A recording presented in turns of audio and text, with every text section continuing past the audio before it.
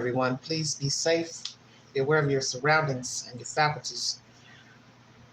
This is going to be a multifaceted live, trying to bring you every information I found pertaining to Mr. Jabbar, the suspect in the deadly attack in New Orleans. I'm going to start off with the victims, pay homage to the victims first, and then I'll go into my commentary pertaining to Mr. Jabbar.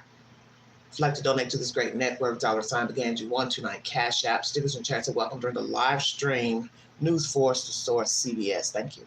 We now have confirmed the identity of a fifth victim. I was on the phone with Matthew Tenedorio's family today. Everybody. Matthew's 25 years old. He was the youngest of three boys. Hello. And his family is saddened by his loss. I'm sorry. I just got off the phone with his family, so it's just heavy. But yes, 25 years old. He lived in Picayune, Mississippi. That's him on the screen there. His mom wants to talk to us tomorrow about her wonderful son. GoFundMe, so, 3240 raised so far. To her to learn more about him, but he is the fifth young man that I have been able to identify. Happy New Year, sweetheart. Thank you. Others that we know of right now, the first one was 18-year-old Nakira Cheyenne Dido. She was 18 years old from Gulfport, Mississippi. We've learned about Nicole Perez, I believe from Metairie. Then we learned about Tiger Besh from Lafayette.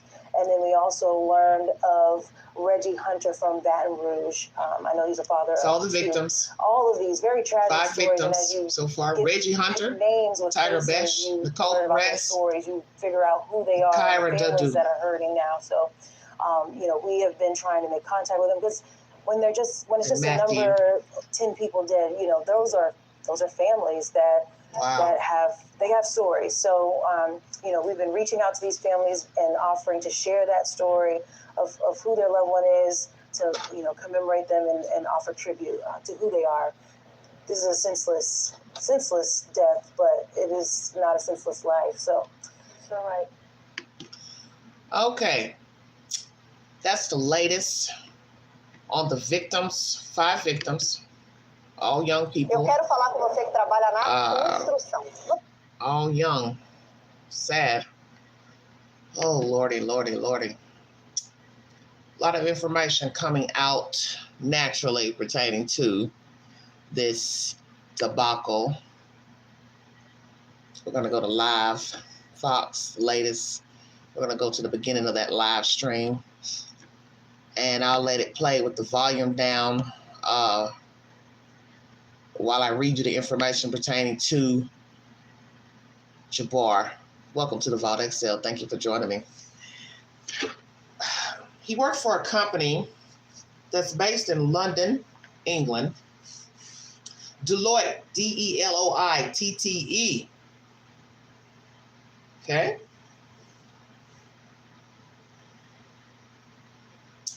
Multinational professional services network based in London, England. Largest professional service network by revenue and number of employees in the world. And is one of the big 4 accounting firms along with EY, KPMG, and PwC. This company was founded in 1845 by William Welch Deloitte in London.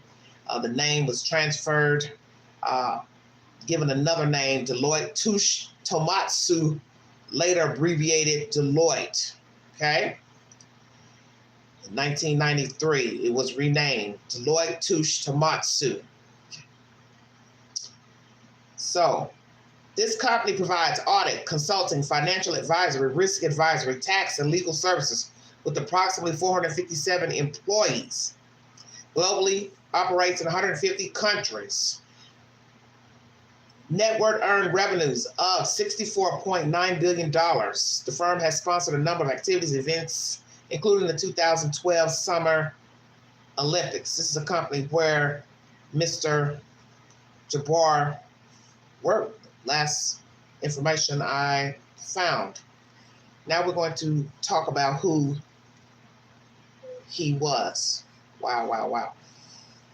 Welcome to the vault, everybody. 5 victims have now been acknowledged, verified.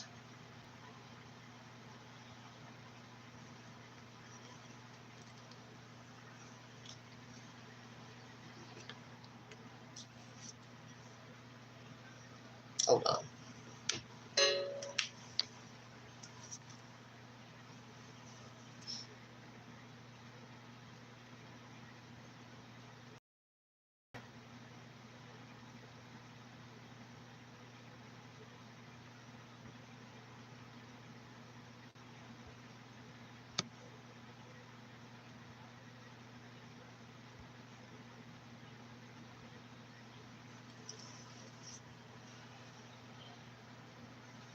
Can you see that?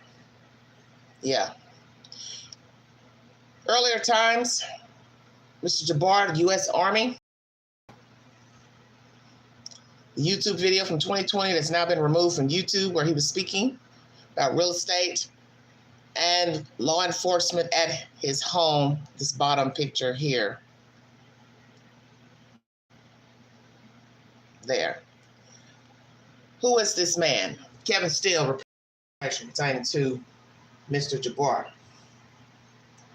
I guess they're on a break. Fox News. Hold on.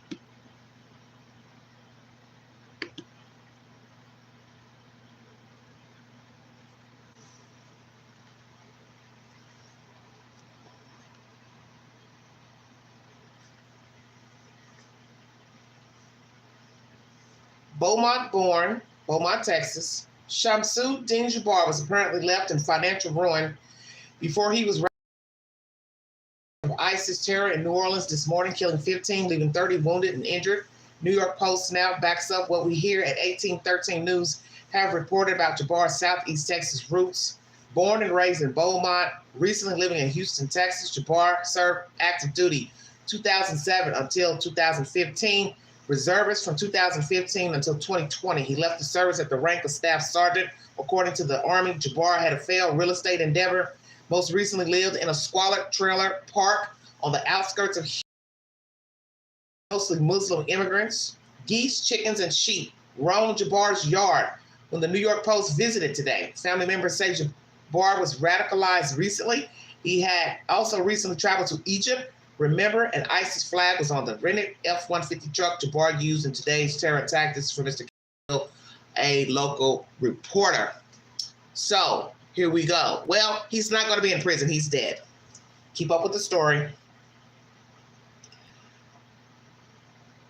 What happened to this man? Failed real estate ventures, possibly went downhill after COVID. As I showed you, pictures of how he looked in 2020 in a YouTube video. He looked professional, looked like he had his own office, business. Earlier picture of him in the military. What happened to this man? 2 failed marriages, allegedly, 2012, and I guess a recent one around 2021. He also has children. How many children does he have? When did he become a Muslim? Is this Jabbar name his actual government name? That's what I need to know, because I have not heard anything about his actual name, if this is his government name. Was he born to Muslim parents, or he became Muslim, then joined ISIS? Allegedly, that's what they're claiming pertaining to ISIS. A lot of information coming out pertaining to Mr. Jabbar. I'm bringing you all the latest pertaining to him. Allegedly, they said 3 men and a woman were involved, but now they're saying they do not appear to have played a part. This is the latest update. That is not to say no other accomplices will be found, but for now, these 4 seem to have been cleared. But yet you'll probably still see articles saying they believe 4 other people were involved in the planting of the devices down in the near Bourbon Street. Wow, wow, wow. Also a picture of another person outside of the home with his. Who is this person? Does he know him? Was he living with him? Friends? Ally? Who is that guy that emerged near the property of the Houston home? Very interesting. Muslim community trailer park. Wow, wow, wow.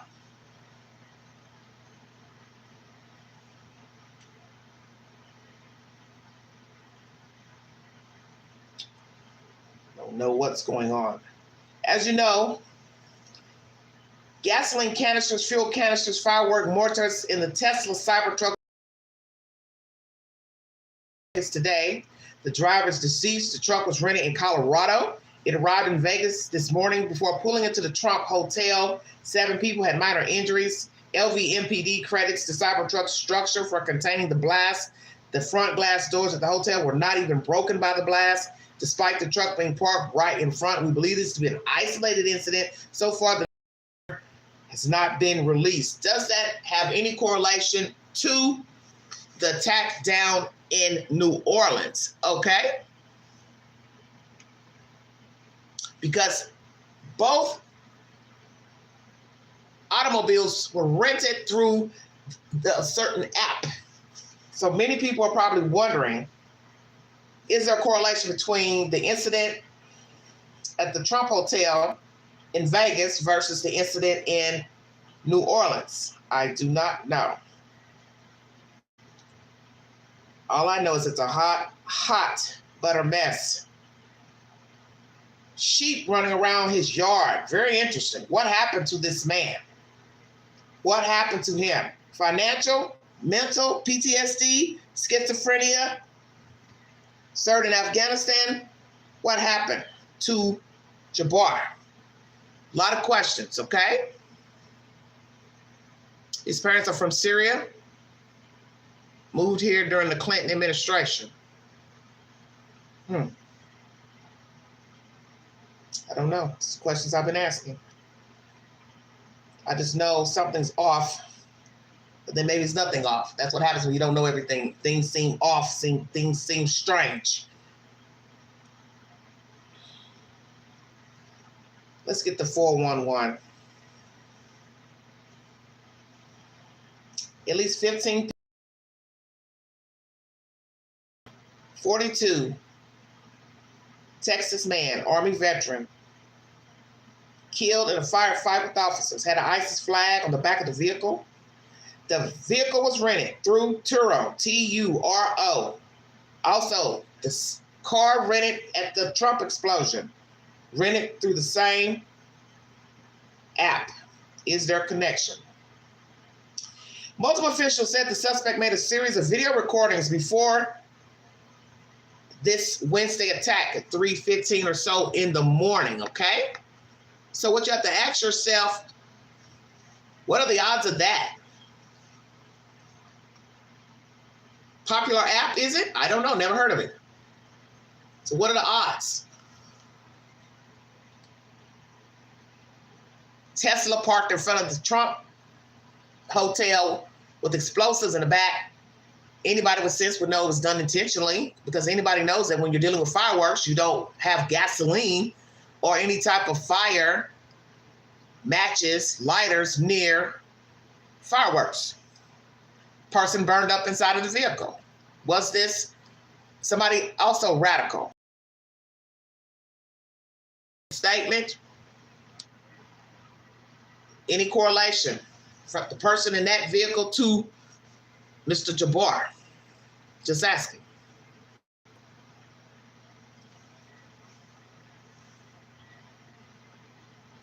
He made a series of video recordings before the Wednesday morning attack. They say the recordings appear to have been made while driving at night. The suspect is not visible because it is dark. Authorities believe the recordings were made as he drove from Texas to Louisiana, although the exact timing is not clear. In the recording, the suspect makes reference to his divorce, and now he had at first planned to gather his family for a celebration, quote unquote. I'm assuming that meant he wanted to unalive his family but changed his mind.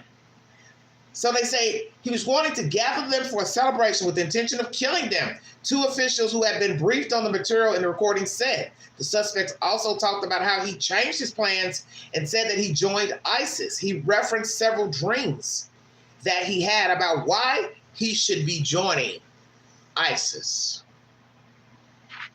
Very interesting. Why he should be joining. Well, did he join or he didn't? What's the truth?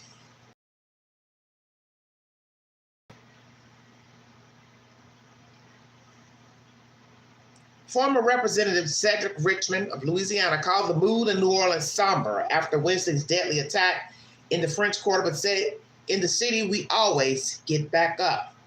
It's a serious mood. It's somber to some extent because we recognize that on New Year's Eve, we all get together to celebrate the next year, and the fact that we're surrounded by family and loved ones. And unfortunately, 15 people, their families got notices that they will not go into the new year. Richmond told CNN's Wolf Blitzer on the Situation Room. Richmond, a Democrat who represented New Orleans in Congress, ran for a public office engagement in the Biden administration, called the attack an evil act committed by an evil person. But the other thing I will say is New Orleans, we've been knocked down a lot, whether it's Katrina, Rita, whether it's Betsy, Richmond said, referring to destructive hurricanes that have torn through the state. We always get back up. We get back up with optimism, he added.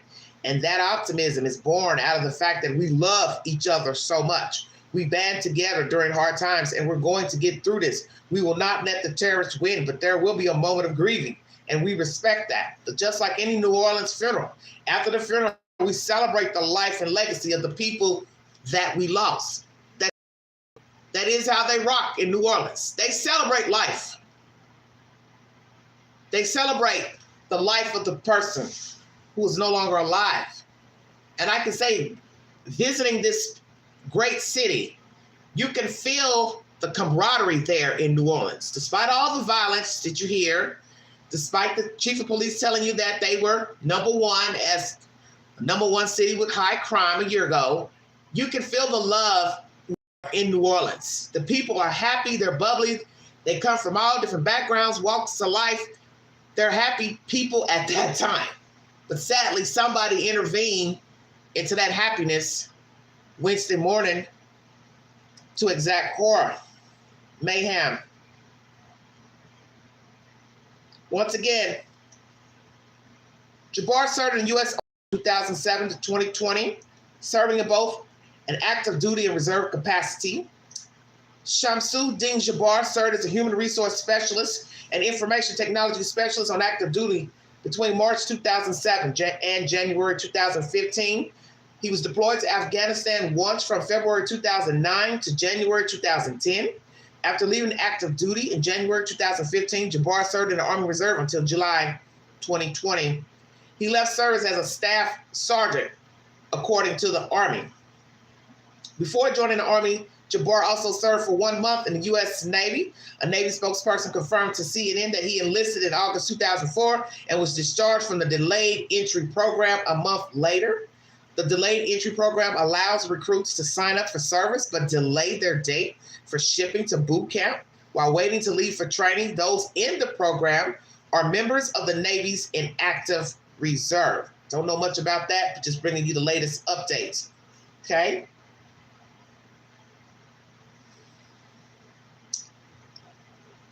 Once again, Reggie Hunter, African-American male, unalive by Mr. JABBAR, father of 11-year-old, 1-year-old, according to his cousin, Sherelle Robinson Jackson.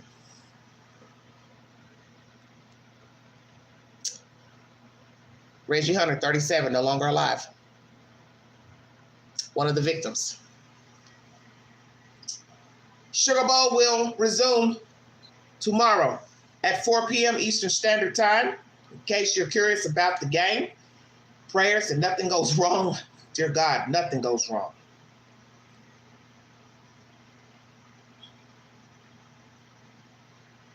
Nothing goes wrong. The truck used in the attack was listed on the car rental site Turo. The vehicle's owner told CNN in a text message. 2 federal law enforcement officials also told CNN the truck did not belong to the suspect. The vehicle, a white Ford F-150 Lightning electric truck, is registered to a Houston man who has worked for the car dealership where the vehicle was sold, according to public records based on the vehicle's license plates. So the person who rented it worked for the car dealership where the vehicle was sold. Very interesting. New Orleans City Council member John Paul Morrell said on Wednesday that barriers on Bourbon Street were in the process of being repaired, though the suspect drove over the sidewalk, avoiding that particular area. So I still have a feeling that even if the barriers were in place, he would have jumped them. Hell, he's in a big boy truck. Why not? Okay?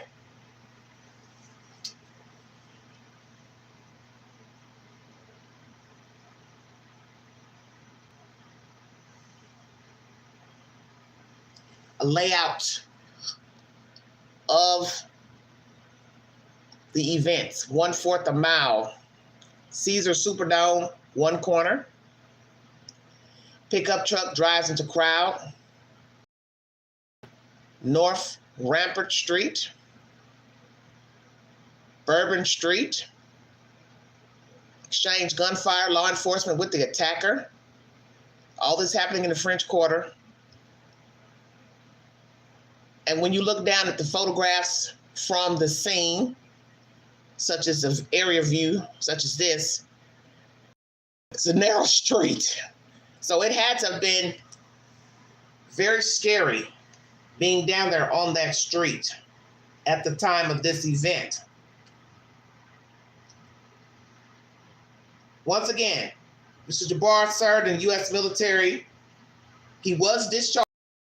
Let me say that.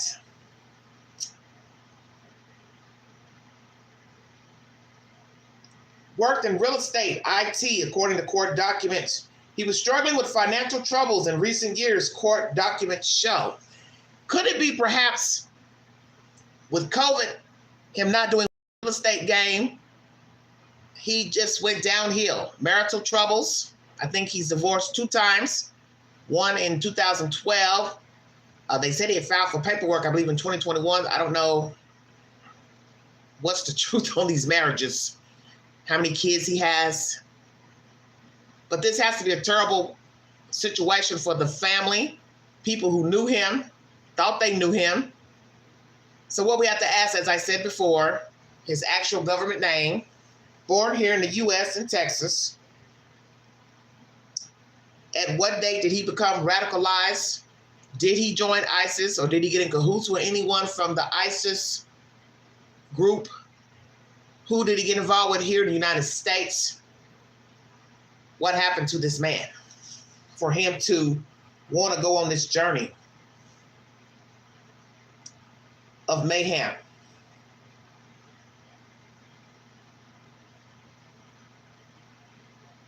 This has been deemed an act of terrorism. FBI is the lead on this investigation.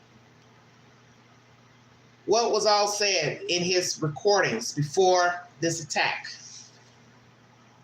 They say he desired to kill, had a desire to kill. Why? What was so terrible about his life? Because when I went into the Deloitte Google search, it's a prominent company. The starting pay for one salary started at like $80-something thousand. About what, 82, 86,000. So I'm trying to figure out all the way up to $210,000 just from the few salaries I read on the website. I'm trying to figure out what problems could he have had, because I'm assuming he's a very smart guy, educated. I brought you that information earlier during the live. He's educated, attended Georgia State, has degrees. What's the problem? What was the problem? And true, money is not the cure for all, but money is usually the reason that most people are depressed and down. They're either depressed because they have mental problems. They're depressed because they have health problems. They're depressed because they're broke. They owe a lot of money. They're in debt.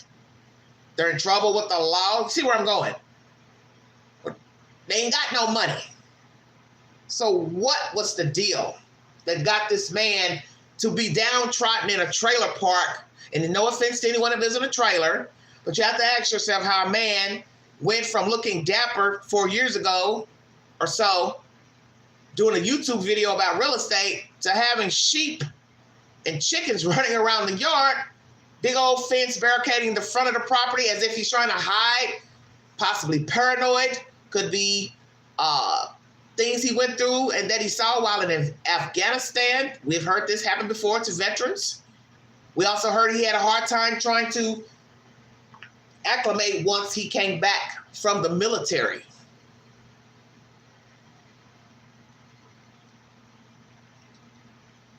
Once again, federal investigators now believe the 3 men and woman seen in the French Quarter in surveillance were not involved in placing improvised explosive devices. So who put them there? He did? Was he the only one that drove to New Orleans from Texas? Will we find out he's the lone gunman the only one that exacted this crime. Nobody else was meeting him, with him, orchestrated. What will we find out? Turo is a platform used to rent vehicles, or the platform he used, rather. And also, once again, the explosion in Las Vegas, the Turo app was used for that explosion as well. Right now, 2 Ochsner Health hospitals receive injured people, and they're asking for blood donations. So if you can donate blood, you're in the general area, please do so if you can. Sorry about that. Because they're going to need it with all the people that were rushed to the hospital. President Joe Biden said in his latest address, no one should jump to conclusions, and added that he's directing top law enforcement officials to continue to intensively investigate the deadly attack in the French Quarter in New Orleans. Once again, Sugar Bowl will be on Thursday, 4 p.m. if you are curious. FBI Houston and the Harris County Sheriff's Office continue a court-authorized search of the location near the intersection of Hugh Road and Crescent Peak Drive, and I'm assuming that it's a house where he resided.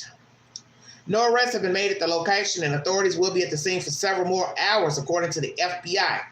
Earlier, the FBI said law enforcement was waiting on federal authorization to enter and search the home they believe is belonging to the suspected New Orleans attacker. They also been clearing the neighborhood and escorting people away from the area. What I found interesting watching and looking at photographs pertaining to this event, people crossing the street, looking back at the devastation, people still wanting to go walk near, but naturally you can't walk anywhere near that location because they're still doing, I guess, all the forensics and everything. You would be turned away if you didn't have proper ID to go into the hotel if that's where you were staying. So if you didn't stay at the hotel, they weren't letting you through. But people are fascinated. And just some video they were showing at the time of the wreck, people were standing around, because naturally I'm sure people were in the street anyway, while the truck was barreling down the road. But there's always people that want to watch and look. It's the craziest thing. Even while something terrible is going on, people are just standing there gawking, looking. And I'm telling you, it's time for people to stop doing that. There's nothing going on so important worth your own safety that you got to pull out your phone, look. I think I remember a couple years ago, somebody was shooting. There was a shooter in Walmart, and some people had hid under a table. And I just remember hearing people taking out their phones to film or talk on live. And I don't know if it's just you panic and you just thought, well, let me go live, let people know I'm under this table. But what makes no sense is if somebody is walking through shooting, especially in a building near you, it didn't dawn on you that they can hear you whispering into your cell phone? And why would you want to draw attention to yourself when you're trying to preserve your life? Just saying. You got to start thinking, because this fascination with filming is going to get you killed. Just saying. Because you can best believe, while this was going on, this man ramming his truck rental into civilians, there was somebody trying to film while it was going on. I'm just saying. Got to stop that. Because life is short, as you can see. And these were young people who are now no longer here.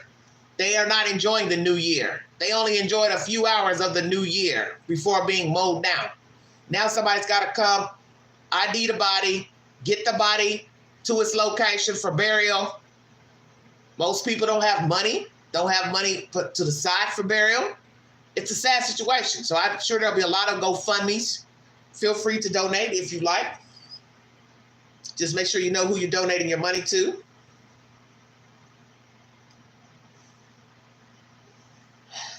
41 minutes ago, latest update, CNN News, everybody. It appears that explosive devices associated with the New Orleans attack were manufactured at an Airbnb that was rented out for that purpose. Wow. Wow, wow, wow. Rented out for that purpose. A house fire occurred Wednesday morning that was connected to this event where we believe the IEDs were being made, Murrow said. This is the latest information, everybody. She didn't share any details on how they connected the Airbnb rental to the attack. New Orleans City Council member Jean Paul Morrell told CNN earlier that the suspect was staying in an Airbnb before the attack, in which he rammed a pickup truck into a crowd during New Year's celebrations on Bourbon Street. The vehicle was rented off a vehicle rental site, which is Turo, that wasn't a traditional one. The individual, from what we understand, was in an Airbnb, and that's where they, I guess, stayed before they came and instituted the attack. So he didn't just drive straight to New Orleans and then jumped on Bourbon Street, bypassed the police car. He drove from Texas, went to a rental Airbnb, made himself comfortable to get these devices in order.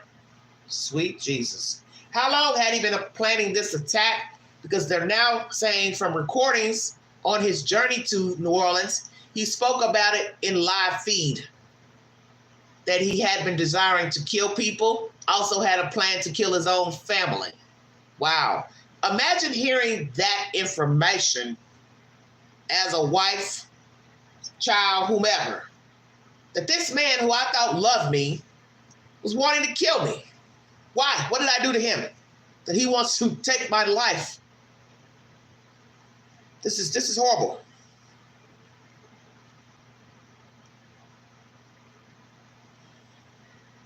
Turo says their platform was used to rent vehicles used in deadly incidents in New Orleans and Las Vegas, uploaded 2 hours ago.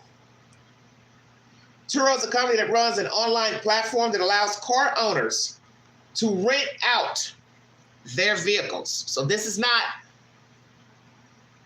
enterprise budget. You go through an app, rent out your damn car. Stupidest thing I ever heard. It's bad enough you can't even trust delivery drivers doing DoorDash, Lyft, Uber, getting in an Uber, Lyft, driving as an Uber, Lyft driver. The ramifications for danger, you understand what I'm saying, are imminent. And yet there's an app that says, hey, we'll help you rent your car out. Anybody paying attention? We'll help you rent your car out. So now I have to ask about that truck rental. Was it legit? Hello, Scott. Thank you for joining me. Was it legit?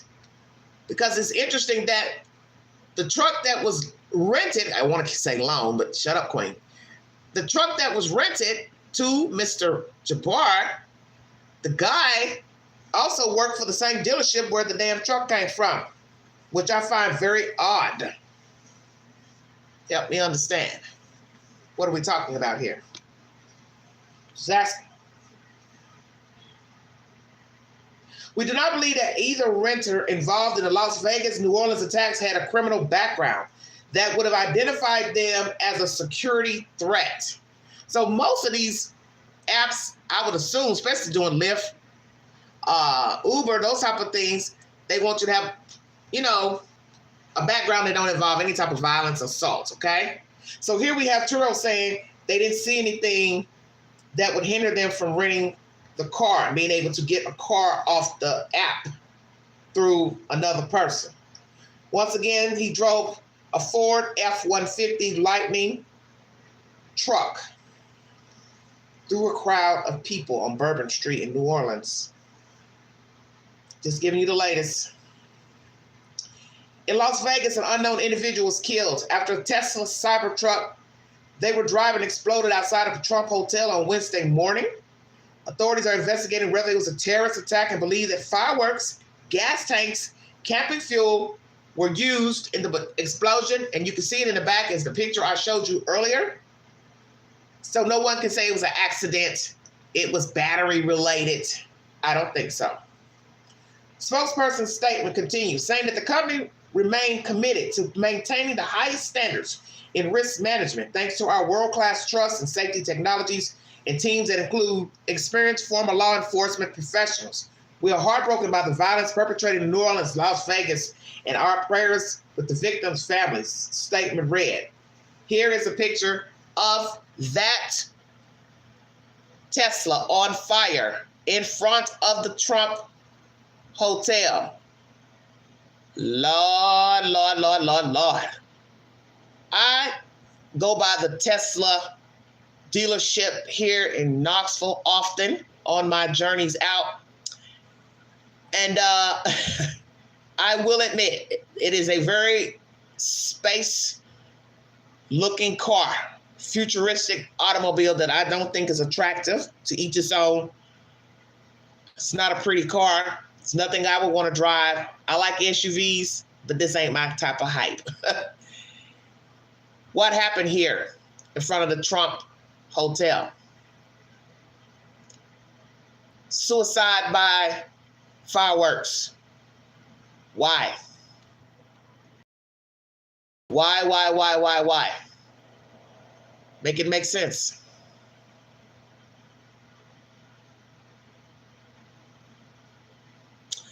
Somebody in the chat says both served in the military. Who was both? Where did you get that information? I haven't even got information on the person in this Tesla. Lord have mercy.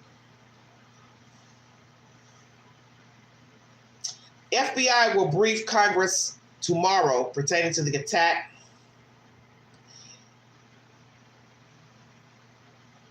FBI classified briefing on the New Orleans attack to the relevant House and Senate oversight committees and the Louisiana delegation tomorrow at 10 a.m. Eastern Standard Time, according to a congressional aide. Earlier Wednesday, Republican Senator Josh Hawley sent a letter to Senator Rand Paul, incoming chairman of the Senate Homeland Security Committee, urging him to call on Homeland Security Secretary Alejandro Mayorkas and FBI Director Christopher Wray to publicly testify in the wake of the New Orleans attack. Members of the Louisiana delegation have been vocal on Wednesday following the attack. Speaker of the House, Mike Johnson, called the New Orleans attack an act of pure evil and demanded swift justice in a post on X. House Majority Leader Steve Scalise told Fox News, "I think what people want are candid answers. You don't need to sugarcoat this. If there's some uncomfortable things we find along the way, let's get that information out." Now, you heard the senator from New Orleans earlier today saying he's going to tell the truth about whatever needs to be told. So I started wondering, is there something we're missing? I get it. They didn't want to tell everything as not to compromise the investigation. But when you talk like that, we're not going to cover anything up. I'm not going to sugarcoat anything. It starts to, make you wonder, what is it that you found out that would be damning or incriminating? In order to conduct this, he was hell-bent on creating the carnage and the damage that he did. Because of the nature and the indices that we have on the scene, and we have enough information that the FBI will be taking over this investigation. And with that, I am going to be asking, this is the assistant. I'm going to turn that down. That's earlier commentary. As you know now, the count is at 15. Two 19-year-old women were among those injured in the deadly New Orleans attack Wednesday, according to the Canterbury School in Fort Myers, Florida. Isil and Still Edelson graduated from the Canterbury School in 2023 and attended the University of Georgia and San Diego State University, respectively, according to the school. The Isil and Edelson families are deeply grateful for the outpouring of thoughts, prayers, offers of support for our daughters following the tragic attack in New Orleans. We are especially thankful for the exceptional care and compassion they're receiving at the University Medical Center. We also extend our heartfelt gratitude to the first responders whose swift actions may have saved our daughters' lives. To everyone who has reached out with love and support, we thank you from the bottom of our hearts, Canterbury said in a statement on behalf of the Isil and Edelson families. Wow. University of Georgia President Jared W. Moorhead posted on X earlier that a UGA student was critically injured and attacked and is receiving medical treatment. I've spoken to the student's family and shared my concern, support, and well wishes on behalf of the entire UGA community, Moorhead wrote. University of Georgia and University of Notre Dame were set to play Sugar Bowl. Sorry to keep mentioning it, but it's in the commentary. Wednesday night, but it was postponed and it will take place tomorrow, Thursday at 4 p.m. Eastern Standard Time. Authorities have been interviewing individuals who knew the suspected New Orleans attacker, but thus far have not made any arrests or identified any additional suspects. A law enforcement source familiar with the investigation told CNN the FBI said Wednesday the investigation is active and they are still working to determine others were involved. Where there's a problem is saying that at first you thought 4 people were involved, but yet you've retracted that statement to say they were not involved. They were not, placing devices in the refrigerator? So what did you assume they were doing? Just what? Bending down, putting something on the ground in the corner of a building? I'm confused. Did he act alone? Now, 2 officers were injured and they are high-spirited, says the city councilman from New Orleans who has spoken with the officers. I met with both of the officers and some of their family members. They're both doing well. They were high-spirited, Thomas said. So prayers to those 2 NOPD officers who were shot during the gunplay on Bourbon Street. Thomas said people in the hospital reminded the officers that had they not gone to the perpetrator to nullify his threat, they put themselves in the line of fire to potentially be killed or hurt. Many more could have been potentially killed. Now they want to tell us that 2 Mexicans were injured. Very interesting. This is coming from the Mexican Ministry of Foreign Affairs, posted on X. The Mexican consulate in New Orleans maintains contact with their families and provides the assistance, support needed, and required. CNN is making efforts to learn more about the identity and health status of the Mexicans affected in the attack. Mexico President Claudia Sheinbaum condemned the attack, saying, "Our solidarity with the families of the victims, with the people of the United States." So, how interesting. We have 2 Mexicans who were hurt. And I'm sure America is going to be very kind to them and aid them while here in America. They're going to get adequate care in the hospital. But amazing how if we go to Mexico, I'm going to go ahead and say it, something happens to us, which some things have happened to a lot of us going to Mexico, we don't get the same respect. We don't get due diligence. We don't get good health care, adequate care, and we somehow pop up missing or dead, and nobody knows anything, if you get my drift. Just saying, for the record. We also have Miss Melania Trump posting to X. Oh, everybody's on X. The incidents of violence that have impacted our communities are deeply concerning. Brutality must stop. My heartfelt thoughts and prayers are with the families who are experiencing such profound grief and loss. Let us show a future where peace prevails. Well, that's probably going to one ear and out the other, because people don't listen to nothing that's being said of positivity. And also the New Orleans head coach, Pelicans head coach, has given his sentiment pertaining to this event. Our hearts and prayers, our thoughts go out to all families that are impacted by, to be honest with you, a senseless act of violence. And we discussed it a bit with our players, but we're just living in times and in a world where you don't know where you're safe, Green said. Pelicans face the Miami Heat today. Well, that was earlier, 7:30, because it's almost midnight here. Mr. Green has been the head coach of the Pelicans since 2021.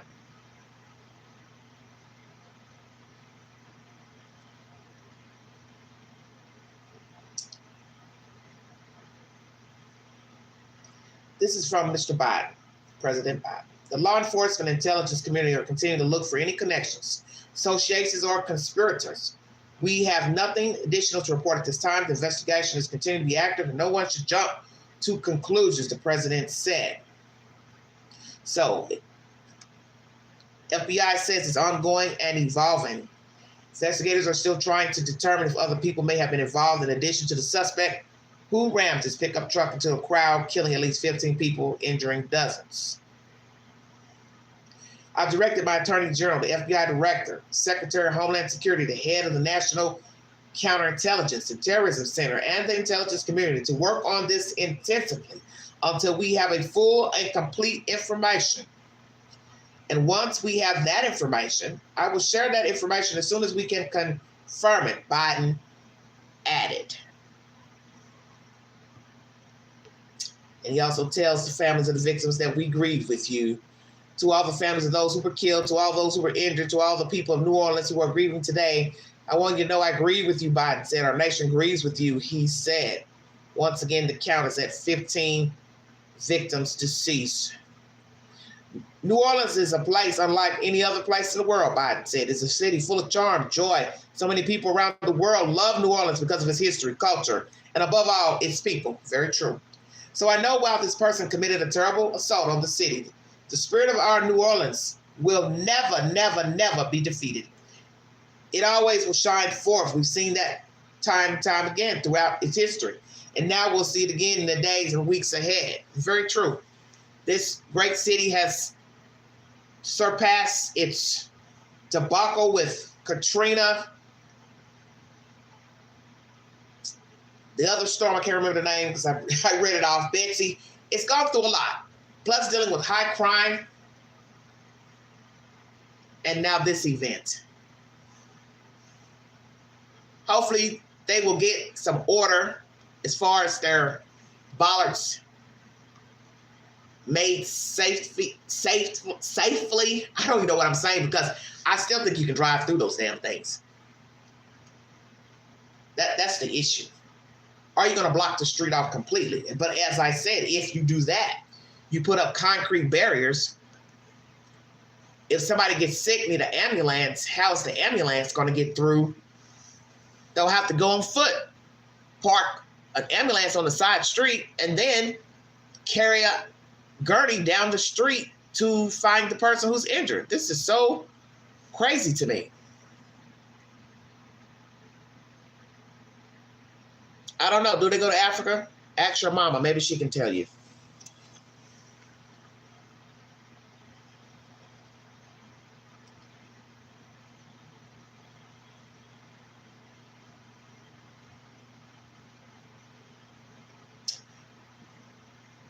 Investigation comes as current and former U.S. officials have publicly warned in recent months about ISIS recruitment efforts and that the U.S. is at risk from terror attacks by so-called lone wolf actors and small groups as the violence in Gaza has continued to dominate international news coverage since October 7, 2023.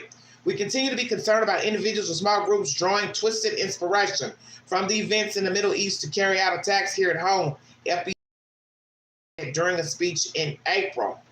Former acting CIA Director Michael Morrell co-wrote a widely circulated piece in Foreign Affairs over the summer, warning that terrorism warning lights are blinking red, echoing a similar warning by Ray, who says he sees blinking lights everywhere I turn.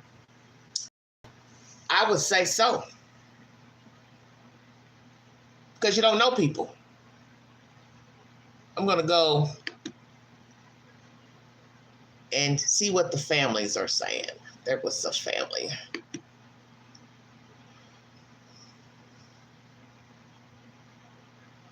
Oh, go to my page.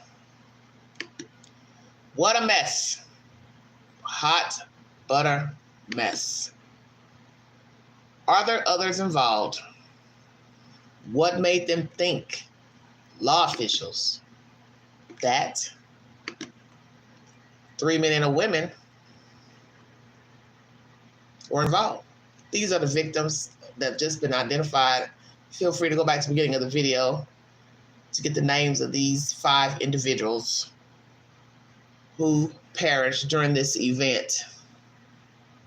Oh, Lord have mercy. This is a video showing someone from the balcony who filmed below the carnage down on the ground. I thought they had that. I thought I shared that News Nation. Oh, it's in my history. Hold on, you guys. Hello, Mary.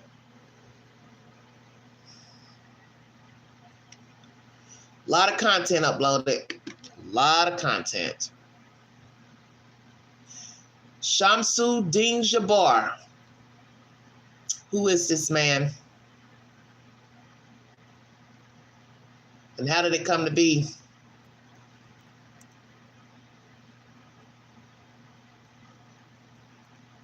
He committed this crime. Why?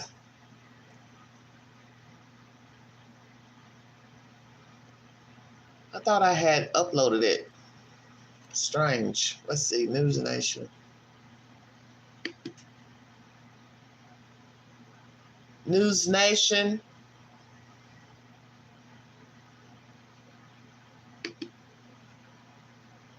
Well, News Nation. Hey, everybody in the chat. Thanks for joining me. News Nation. Well, she don't act right.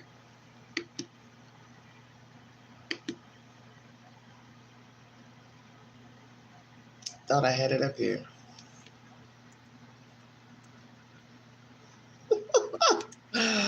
Oh, Lordy. So many videos to upload. It's like, can't even keep up with all these stories.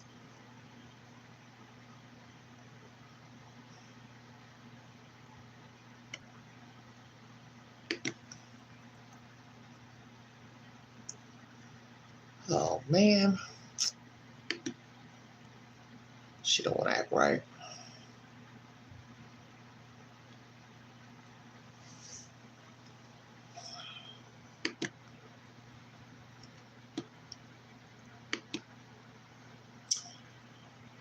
Speak about the victim.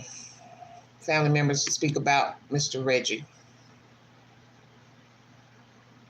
This is terrible. Old. He was the father of 2 boys, one of them 11 years old, and the other boy just 18 months. His family says he wasn't even planning to go to Bourbon Street last night, but that he and a cousin made a spur-of-the-moment decision to celebrate in the French Quarter. You're welcome, Patty. He actually sent a Happy New Year text to family members just a few minutes after Robinson Jackson and Travis Hunter. They are Reggie Hunter's first cousins. Thank you to the both of you for being here. And may I just tell you how incredibly sorry we are to be joining you on this extraordinarily tragic night, especially at the first of the year. Can I ask you, Sherelle, how did you learn about your cousin and what had happened on Bourbon Street?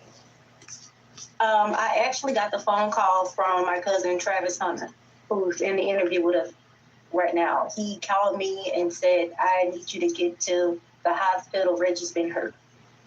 And from there, just immediately got dressed and headed to New Orleans. And Travis, how did you get the news? How did they let you know? I actually received a call from Reggie's sister around 6:00 a.m. this morning.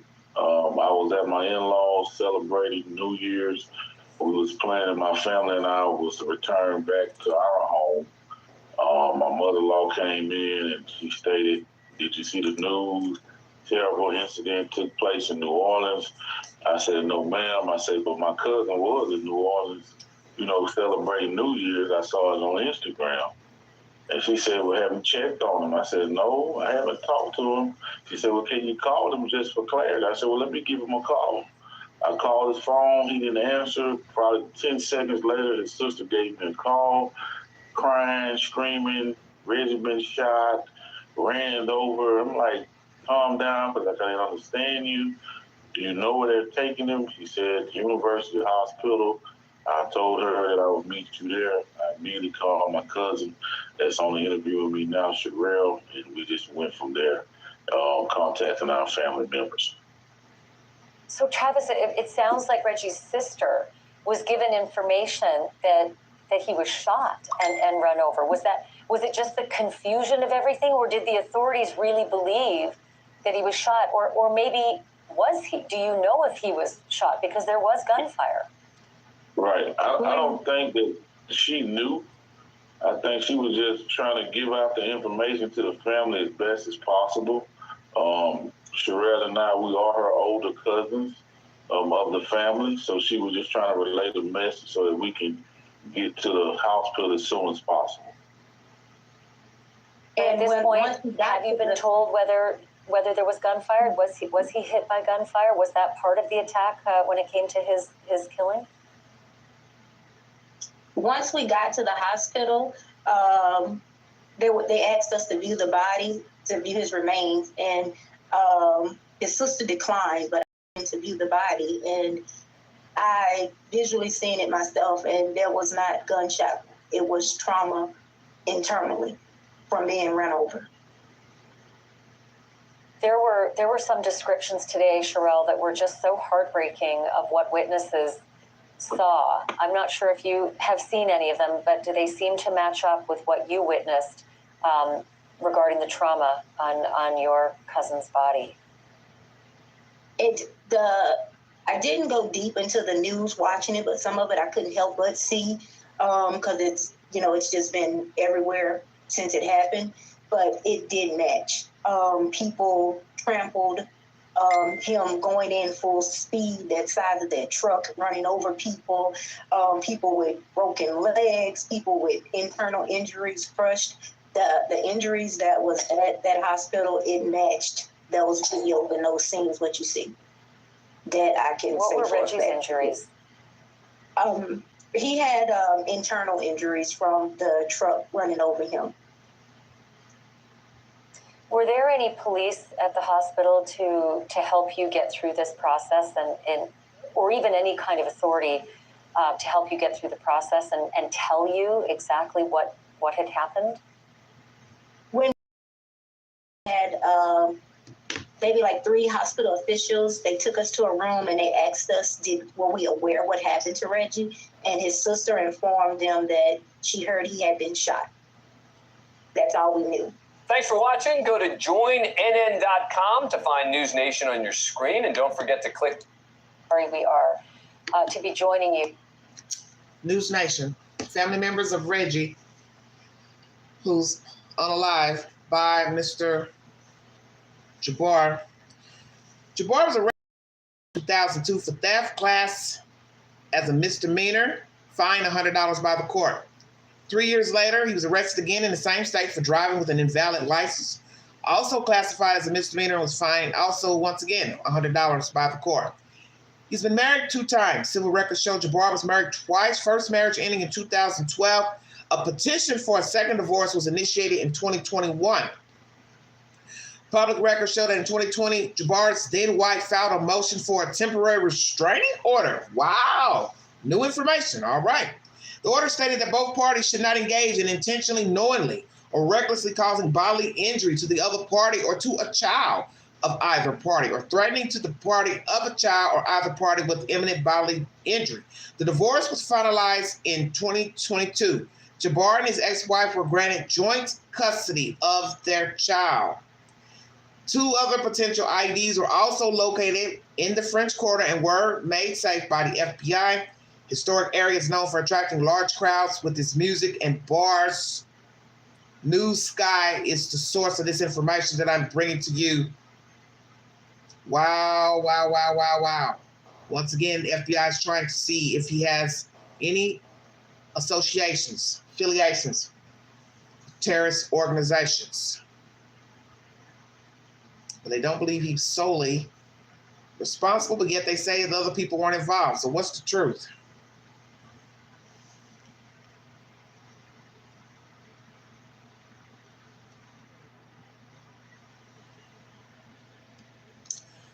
'2020 promotional video about his real estate. Looking decent there. Haven't heard anything really negative about him. Was he abusive? Relative says he was the nicest person she ever known, in-law. But now we hear about restraining orders. So what's that all about? So I'm born and raised in Beaumont, Texas, and now live in Houston. And I've been here all my life, with the exception of traveling for the military, where I spent 10 years as a human resources specialist and IT specialist, where I learned the meaning of great service and what it means to be responsive and take everything. Sorry, I think it's buffering. Woo! It's buffering. Seriously dotting I's and crossing T's to make sure that things go off without a hitch. So, and that's what you did at this event on Bourbon Street. Dotted all I's, crossed all T's, killing these people. What happened to this man? Twice married, children, joint custody, last wife, IT specialist, military man, staff sergeant. Who is this bearded man? Weigh in.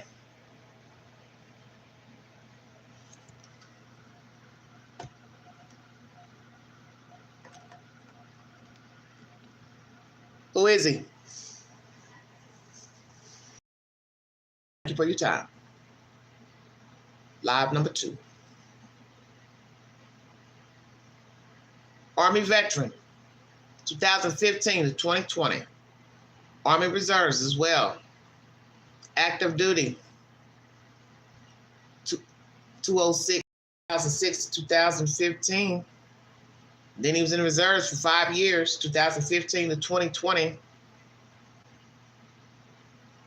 Tried to enlist in the Navy in 2004, but didn't begin training.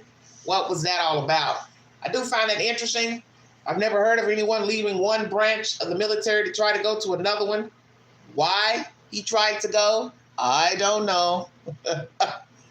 Mystery to me. Very strange. Very strange. Well, now my screen's acting up. Hold on. Well, everything's acting up. So you start talking about this mischief, honey. Ooh, Jesus. Well,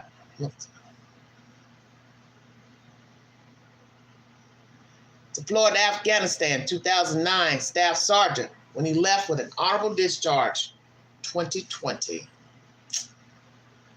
Who is this man? Haven't heard anything about the family. Not a thing. It's very scary.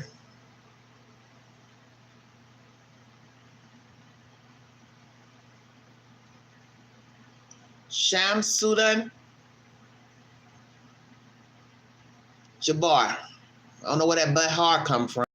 They just added that in.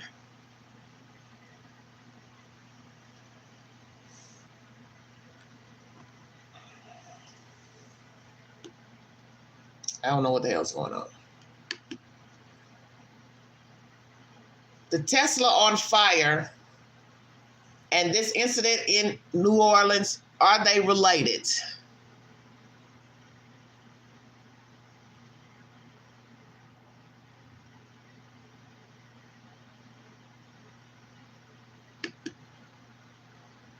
Let's see what Mr. Wolf has to say. They gonna give us the business. Who is he? Sudden terror on Bourbon Street. There are just bodies and the screams. You cannot think about, unhear that. It is chaos and very, very scary. Everything in the car is hitting. It's getting blown. A vehicle ran into a crowd of people. There's multiple injuries, multiple casualties. They need to canal in Bourbon. Just hours after the clock struck midnight, the driver in a pickup truck went around barricades, according to police, killing those celebrating New Year's Eve along the iconic street. At least 15 people were killed, dozens others injured. This is not just an act of terrorism. This is evil. The suspect, identified as Shamsuddin JABBAR, a 42-year-old man from Texas who previously served in the U.S. military.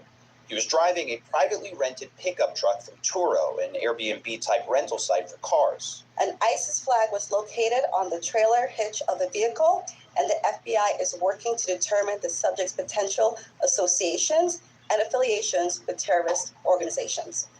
Once the vehicle stopped, the driver reportedly opened fire on responding police officers. Law enforcement returned fire, and the subject was pronounced deceased at the scene. 2 law enforcement officers. Let's go back to that. This is what I'm talking about, where people like to be spectators. Witnesses Go are back. asking questions about why the city's We'll go back. The subject's potential associations and affiliations with terrorist organizations. Once the vehicle stopped, the driver reportedly opened fire on responding police officers. See, that's strange to me. Hold on. Law enforcement returned fire, and the subject was pronounced deceased at the scene. 2 law enforcement officers were injured and transported to local hospitals. Witnesses are asking questions about why the city's steel mechanical barricades weren't up prior to the attack. There was police there at the entrance, a lot of police there, but the metal barricades were not up. Bollards were not up because they are near completion. The FBI, which has taken over the investigation, Hold on. I gotta see something else. rented pickup truck from Turo, an Airbnb-type rental site for cars. An ISIS flag was located on the trailer hitch of the vehicle, and the FBI is working to determine the subject's potential associations and affiliations with terrorist organizations. Once the vehicle stopped, the driver reportedly opened fire on responding police officers. Law enforcement returned fire, and the subject was pronounced deceased at the scene. 2 law enforcement officers were injured and transported to local hospitals. Witnesses are asking questions about why the city's steel mechanical barricades weren't up prior to the attack. There was police there at the entrance, a lot of police there, but the metal barricades were not up. Bollards were not up because they are near completion. The FBI, which has taken over the investigation, does not believe the suspect acted alone. We're aggressively running down every lead, including those of his known associates. And the Sugar Bowl for college football, scheduled to be held in New Orleans this evening, has been postponed. All agree that it's in the best interest of everybody and public safety that we postpone the game for 24 hours. And we are starting to learn more about the now 15 who were killed as a result of this attack, including 37-year-old Reggie Hunter from Baton Rouge. He had just texted his family Happy New Year a little earlier in the evening, according to his cousin, who tells us that he was someone who liked to laugh, tell jokes. He loved his family, loved his kids. Leaves behind an 11-year-old and a 1-year-old just hours into 2025, Wolf. Deepest condolences to his family. Omar, thank you very much. I want to get right to our Chief Law Enforcement and Intelligence Analyst, John Miller. He's getting some new reporting for us. John, what are you learning? Well, Wolf, what we've been Before John gets started, will these relatives sue the city of New Orleans? Should they sue? I'll put up a poll. I'll put up a poll while I'm doing this live stream. Feel free to go on over there and take the poll. Is New Orleans liable for this incident? That'll be another poll. Are they responsible for the deaths of these people? Should the family sue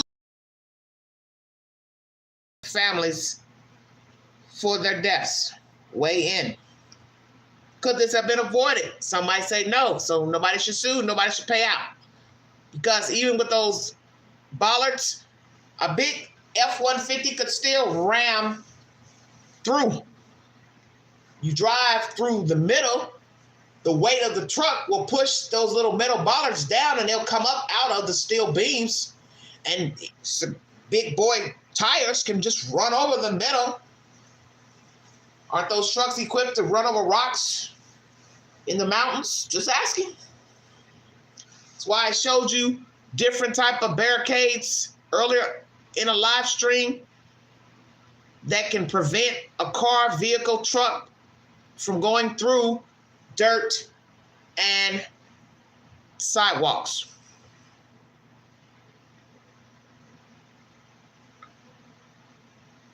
what is going to happen to these family members. What will they do? Will they sue New Orleans? Because he drove a to hurt somebody. As his own videos have said from law officials, he has been desiring to kill people. So now we ask that question. How long has he been wanting to unalive people? When did he become radicalized? When did he decide to follow ISIS? Is he an actual ISIS member? When did he become Muslim? Is this his government name or a name he gave himself? If it's a name he gave himself, when did he give himself this name?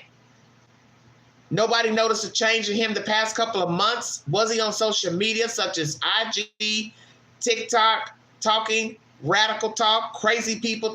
And also, was he on the radar of the FBI?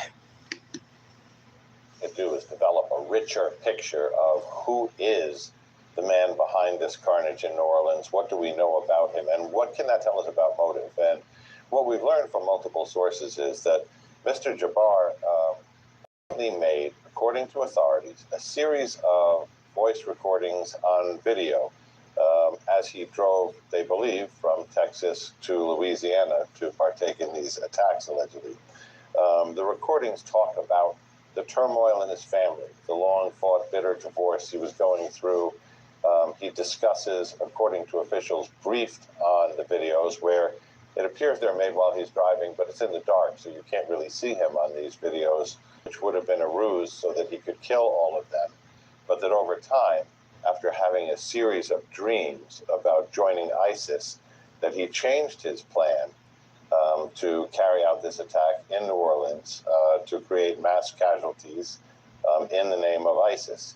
So, in the name of ISIS. As I spoke to a Muslim man earlier, he was supposed to join me on this live stream, but obviously he had other plans.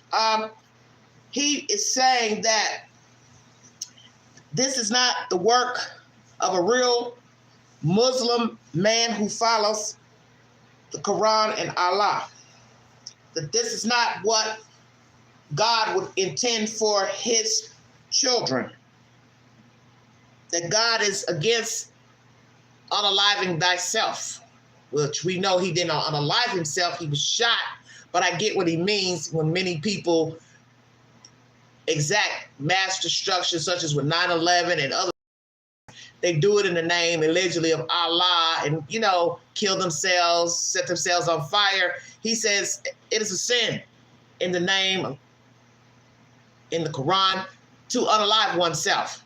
And in Christian faith, it has also been said that God does not uphold killing thyself because he is the Alpha and Omega. And he decides when we leave here, not you. You're not supposed to take your own life. But as I said, they are asserting that Jabbar was killed by law officials when he jumped out of the car and started shooting at officers. When did he become radical? When did he start having dreams of joining ISIS? And when did he decide he wanted to kill people? What made him change his mind? Is it because he told himself, well, I'm not supposed to be wanting to kill my family because that goes against the Quran, killing family? But we have heard of foreigners doing honor killings. A lot of women are killed in honor killings, disrespecting what they believe, family values, etc., etc. I think a lot of people who follow Christianity and the Bible and the Quran, they have their own ideologies of what God expects us to do and be. People take what they want from the Bible and exact it how they want in their life. You see it all the time. A lot of Bible thumpers who ain't living right. And once again, we're all of the flesh. But some people go to the extreme of Bible thumping. And as I said, they take what they want out the good book. That's obvious for the Quran as well. You're taking what you want out of there and you're doing as you please, such as unaliving yourself and others in the name of Allah, ISIS, Pookieville, whatever. You need help. This man needed help. Did he ever try to reach out to somebody to tell him he was falling by the wayside? He was losing his grip on reality. He needed some help. Because a lot of these people are miserable. Let's say most. They are falling or following a false God prophet, and they don't know which way to go. And as I said, you see this in many people, whether they are religious or not, Christian or not, Jewish, Muslim, faith, whatever, however you want to call it. They are lost pilgrims, wayward. They've been deceived by the enemy. They've lost their way.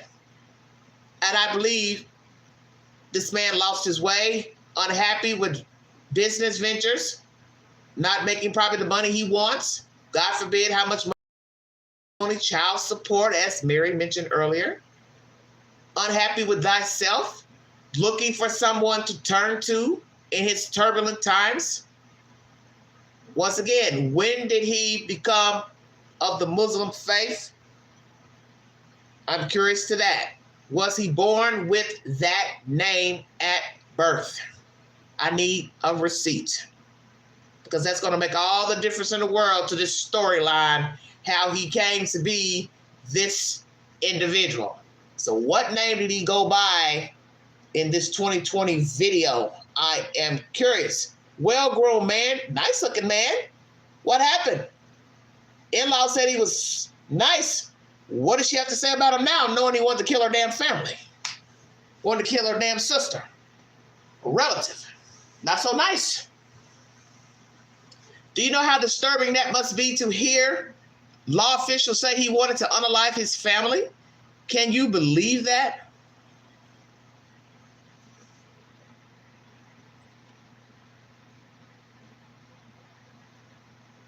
Can you believe?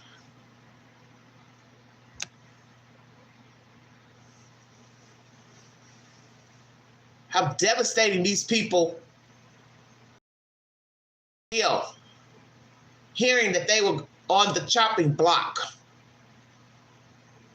but they were spared. So something in his mind told him to spare his family. That's scary as hell. The thought is scary alone.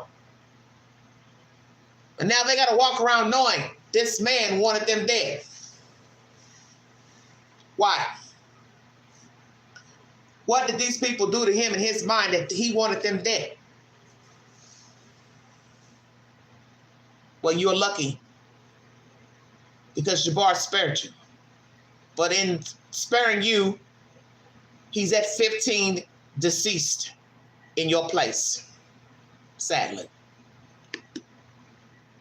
So what we're starting to see is an individual who was experiencing turmoil and stressors in life, who was going to act out in some kind of violent way, and at least according to what they believe are his own words, decided to do this as an alternative to killing his family.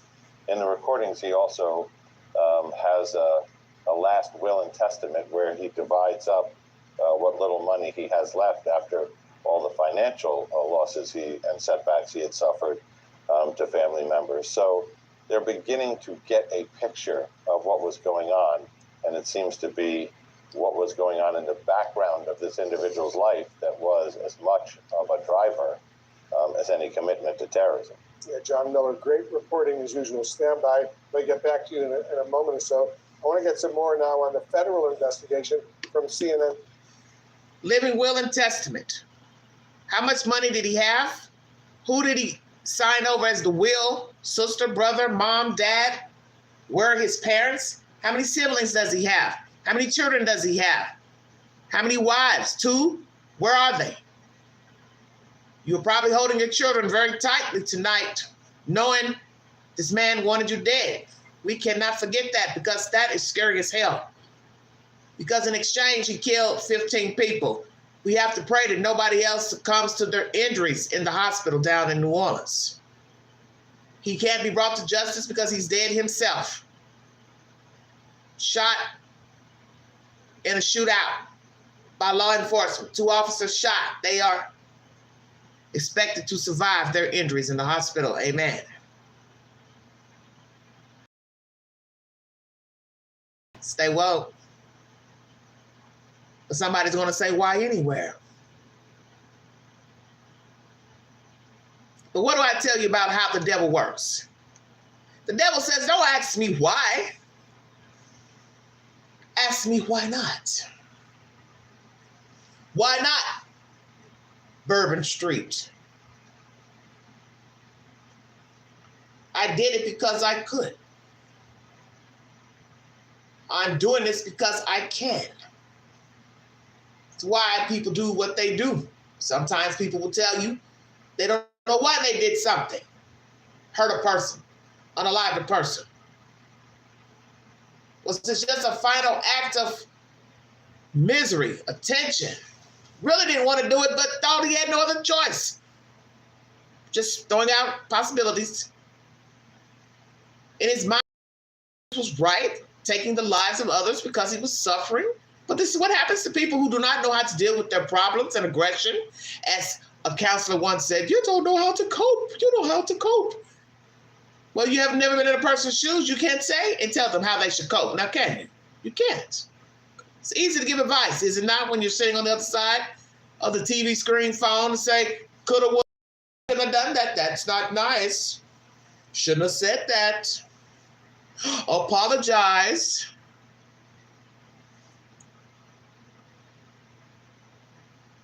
Apologize.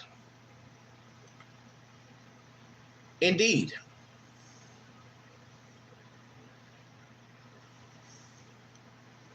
Apologize. He didn't want to apologize. As my Muslim friend is sending a message now, he calls him an imposter. Imposters come in all sizes, shapes. Indeed.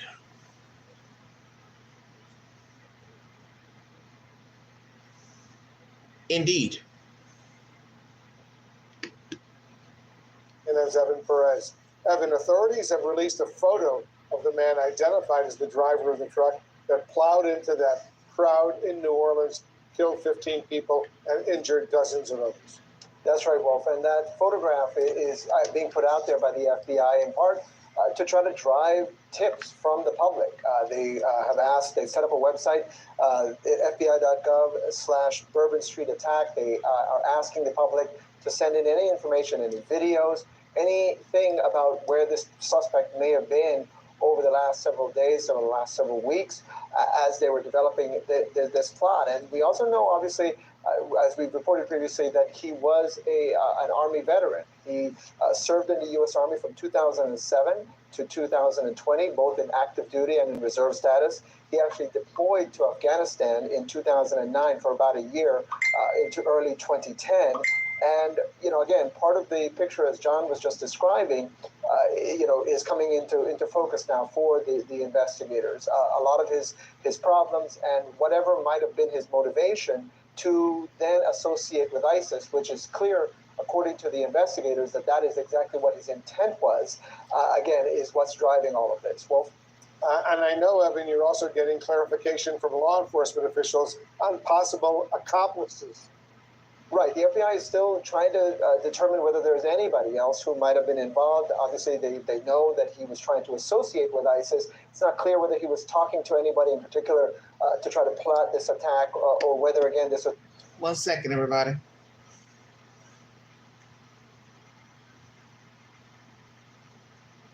It's not letting me call. Oh.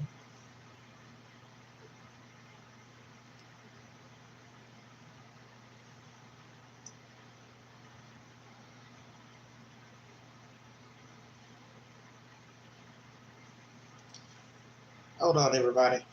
Let me try to find something. Shoot. This damn thing won't let me in.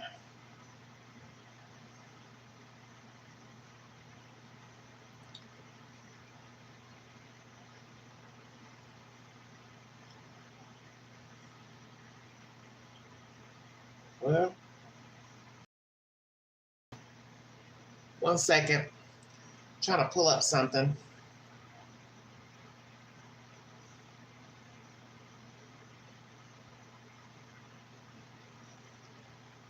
hell? What is going on?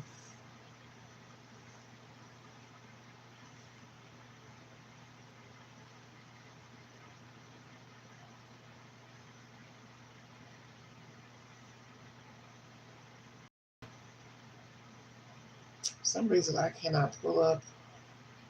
All these devices are acting stupid.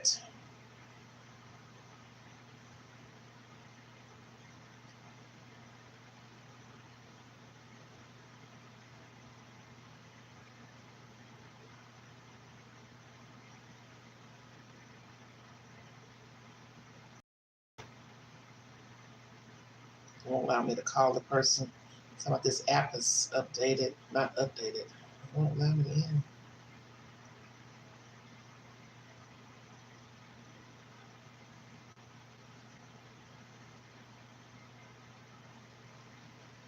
Oh man, I don't know what's going on.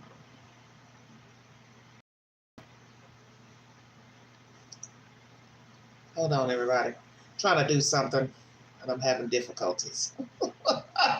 Oh my God. I'm trying to call somebody, and I can't do it on this other device. It's not allowing me.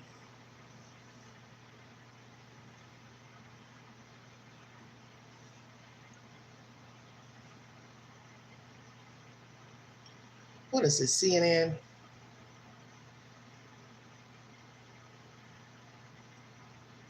Hold on, everybody. What is it, CNN News?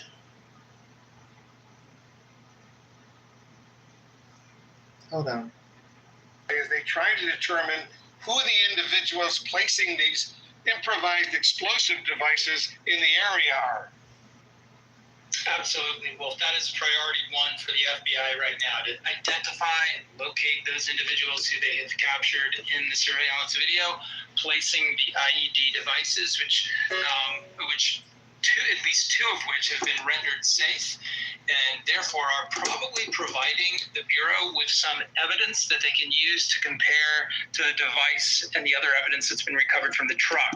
And so they may have a solid forensic connection between the IEDs, which would only confirm their suspicion that those three men and one woman are related to or working in concert with the driver of the truck. So that's the biggest potential threat the Bureau is probably focused on right now, and they are doing all the things that we have seen in these sorts of situations in the past. They are scouring video coverage to try to locate those folks and track their movements. Last night, as they led up to the moment of placing the IEDs, they're trying to locate places to search. They're trying to locate individuals who might know something about those folks. So it's a lot of activity going on focused in that direction. Critically important information they got to find out. Mariella, until you're a former senior FBI profiler, what could the Gotta move some stuff around, you guys. about the perpetrator's intention? Does that suggest to you that a larger attack was indeed planned? Hold on. Certainly, and thank you for having me on. The IEDs will be very important, both from a behavioral as well as a forensic perspective. So forensically, sorry about that. The Bureau will be dismantling these devices and looking to see if they were likely each constructed by the same person. Bombers often have a signature, so they will be looking to see if it looks like one person put them together. They'll also be looking for things like fingerprints and DNA that is left over on these devices. That becomes extremely important. But at the same time, behaviorally, they'll be looking at who are they aware of? Is there someone already out there that attention as someone that is a possible bomb maker in another case or in another incident? So they'll be looking at that as well. And I think through the behavior and through the forensics is another way that they will be attempting to identify who this person is. And I think based on what they've already said about these IEDs, they were not just made to go off and make a loud sound. They were actually designed and constructed so that they would actually be weapons of lethality as well. So that goes to the intent of the people that were involved in this. I stand by. Charles Ramsey is with us as well, the former Washington, D.C. police chief, former police commissioner in Philadelphia. Chief Ramsey, what are the challenges for law enforcement right now as they try to secure 15, the French Quarter two of New girls. Orleans Okay, while thank you. conducting this investigation? Well, first of all, we all know the French Quarter goes beyond just Bourbon Street, so you've got a pretty wide area that I'm certain that they are searching and trying their best to secure. Certainly, we're talking now about a vehicle attack. But again, you know, you've got a lot of pedestrians, especially this football game coming up. You have a lot of people that'll be walking there, which makes them vulnerable. So they delayed it a day to go over their security plan to do the best they can to probably push that perimeter out further, certainly lock it down from any vehicle traffic and things like that. Nothing's going to be 100%. I mean, that's just the way it is. But clearly, the steps that were taken yesterday or early this morning were insufficient. When you look at that one video, the way the truck was able to just easily maneuver past that patrol car, they're going to have to reevaluate an awful lot when it comes to securing major events. Good point. Andrew, let me go back to you. Investigators have also found writings that support investigators' view right now that the suspect was inspired by ISIS. How critical is that in this investigation? Well, Wolf, it tells us a lot about what brought that person to that moment in time. And it can also tell us about others who they may have interacted with, people they may have prepared devices with, they may have prepared for this attack with other people, trained with other people, or received support from other people. So everything that this subject left behind in terms of his own writings, his own activity on any devices, any electronics devices, telephones, that sort of thing that may have been used through the searches we've seen taking place throughout the day. All of those. What's going on? All of those. Trying to stop this. Can you hear me? Yeah, I wanted to know, would you like to give your opinion? Did you do a little research on what I sent you? Yeah, I mean, let me go. I mean, I'm live now. I'm live, so if you can give your opinion for a few minutes, just tell me how you feel about what you read. Okay, hold on. Let me move away. I'm in here looking at TV. I'm sorry. Let me go with. Yeah, I was in here trying to work out. My messenger wouldn't come up good on the other device, so I had to switch it out. It said something that was out of date, so I had to switch devices to try to get you on to give your opinion. Okay. So you just said, just tell us who you are and your faith and what you think of this content that's playing out in New Orleans and Texas. Mm-hmm. All right. Okay. It just got me and you on. You seeing me, correct? You're not shown. You're just audio. Just audio. That's all. Okay. All right. Sorry, everybody. Ready? Yeah, go ahead. They can hear you. Oh, what's happening, everybody? Hope y'all had a happy New Year's coming in. I don't know what's going on with this phone. One thing about it, it's all about moving forward now. 24. Okay, so. But as you see us coming into the New Year's, we already starting off with a lot of madness. Okay. Let me introduce myself to y'all. I'm Rauf Muhammad. I'm Muslim. I'm a black male. I've been converted to Islam. I converted to Islam back in 1993 when I actually made my claim as becoming a Muslim. Well, can you tell us why you became Muslim? The faith of Islam. Well, prior to me becoming a Muslim, I was studying to become an ordained minister. Okay. As I was studying to become an ordained minister, I found some things within the Bible that just wasn't. It just didn't sit well with me. Okay. And due to that, I pulled away from studying and whatnot. And because this was dealing strictly with contradiction within the different type religions or should I say, the sects or whatnot of within Christianity, within the Bibles, the Church of Christ, the different churches and stuff that you had. Mm-hmm. And, I was seeing different, how was so many different opinions of whatnot was coming about. We all studying for one Bible, but it was more things that was me personally that just didn't set right with me and didn't give me the peace. So I had pretty much pulled away from it. Fast forward a few years on down the road, whatever, when I was introduced to Islam, I started studying Islam, and it actually was the peace. I felt it answered questions that I couldn't get answered. And that was, from when I was studying Christianity. So it more so was peace. Okay. You know what I mean? To me, and it seemed to be more realistic, more truth to it. As we know, or you should know, if you don't know, I'm here to let you know, in all religions, whether if it's Christianity, Islam, Buddhist, whatever it may be, you always have in these different religions, there's always going to be extremists. Mm-hmm. And that's where the problem occurs with it, because every person is striving for peace. You understand? Many wars continue to be fought and have been fought previously in the past for religion, because we are trying to beat each other up to try to make us accept our opinion, what we feel was safe with us.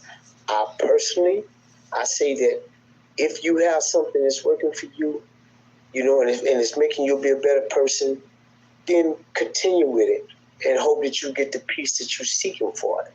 You understand? And more importantly, I hope that when that day comes that we all have to face, our Lord, our God, you understand that we done enough to get us to the next level, that he forgive us for whatever we've done or whatever, and get us to the next level.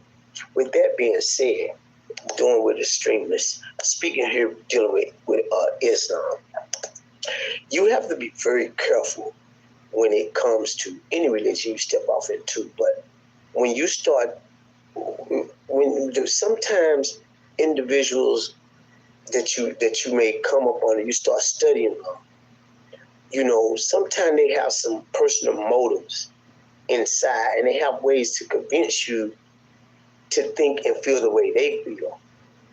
Meaning like, oh, they treat us this way, we shouldn't be treated this way, or whatnot, and we form these opinions or whatever. But I will say this, in Islam, in any God religion, know that if it has some truth of God being within it, it shall all teach peace. It shall all be about peace. You understand? You have a lot of extremists that mess up things, especially when it comes to Muslims, because people misunderstand the Islamic religion, Muslims. And really think of Muslim, you think of someone putting a bomb on themselves and going to blow something up or just whatever. That's far from being a Muslim. If that was the case, I shouldn't have won't be a Muslim. I'm not going to kill myself. Okay. You understand me? But you have those people that's been misguided that feel that if they put a bomb on them or whatever, or they go blow something up or just whatever, that they're going to get paradises. And you have it in all different religions. I mean, but those say, well, no, these religions don't do that. Look at Timothy, what was his name? The one who did the one who did the Oklahoma bombing. He was quote unquote Christian, but they didn't promote it like that out there off of it. You understand? I mean, and you got to be careful with the media too, man, because they play ways to try to, I like calling the TV, I call it the one-eyed monster, but they control us and guide us the way they want to do through that TV, though. You know what I'm saying? With things they feed us and get on to what happened overall. Somewhere he was not taught correctly to where he felt that what he did, he had to go do it. Well, this is a fact about Islam. Understand that in the Quran is what we study as God's holy word. It's like whether Christians have a Bible, I guess in a phrase you'll put it like, say, the Muslim Bible, okay? But it's called the Quran. But it clearly teaches us and tells us that if we commit suicide, then we are guaranteed the hellfire. But for some strange reason, you have individuals that overlook it, don't understand it, and think that they go strap a bomb or they go kill a bunch of innocent people or this or whatever. So why do you think these people do that? Do you think it's because the people they're following in groups like ISIS and Al-Qaeda are telling them they need to unalive themselves to get victory? Without a doubt. It's all about the leadership that they're up under. Okay. You understand? Because, say for instance, let's just give you a prime example. And this is why you have so many different religions and denominations in all of mankind religion. Regardless of the title you come up under, Christian, Buddhist, Muslim, we have so many different groups within the title of what we say we follow, whatever. Why is that? Because it's simple. We justify and man follow what makes him feel happy, correct? Exactly. Meaning, say for instance, say by me being Muslim, and say I have a set over here of Muslims, and let's say that God was to just example, just break it down and show you how this thing works. Let's say that God said that yellow is forbidden color for us to wear. Now I'm just making a sample. This is not said. Now I'm telling for the reason, make sure they follow along with. Hey, they have a problem regardless, honey. Don't even matter. It's always somebody can't comprehend. But I understand what you're saying. Yeah. Okay, now I like the color yellow though. But over here, God said that yellow is forbidden for me to wear. So I got a group over here that's saying, hey, it's okay to wear yellow. God will forgive you. He didn't mean that literally, that you couldn't wear this color. So guess what? Where do you think I'm going to go follow? I'm going to go over where they teaching me, where they tell me, yeah, it's okay to do yellow. You understand? This how you come up with the different sets within the religion of this or whatever. So, you know, and if someone is teaching me that, but God said, don't do it. But over here, we saying it's okay. Yeah, you can do it. And we have a justified way to say it. Well, if he didn't want you to wear it, or if he had something wrong with it, he would have never created the color from you.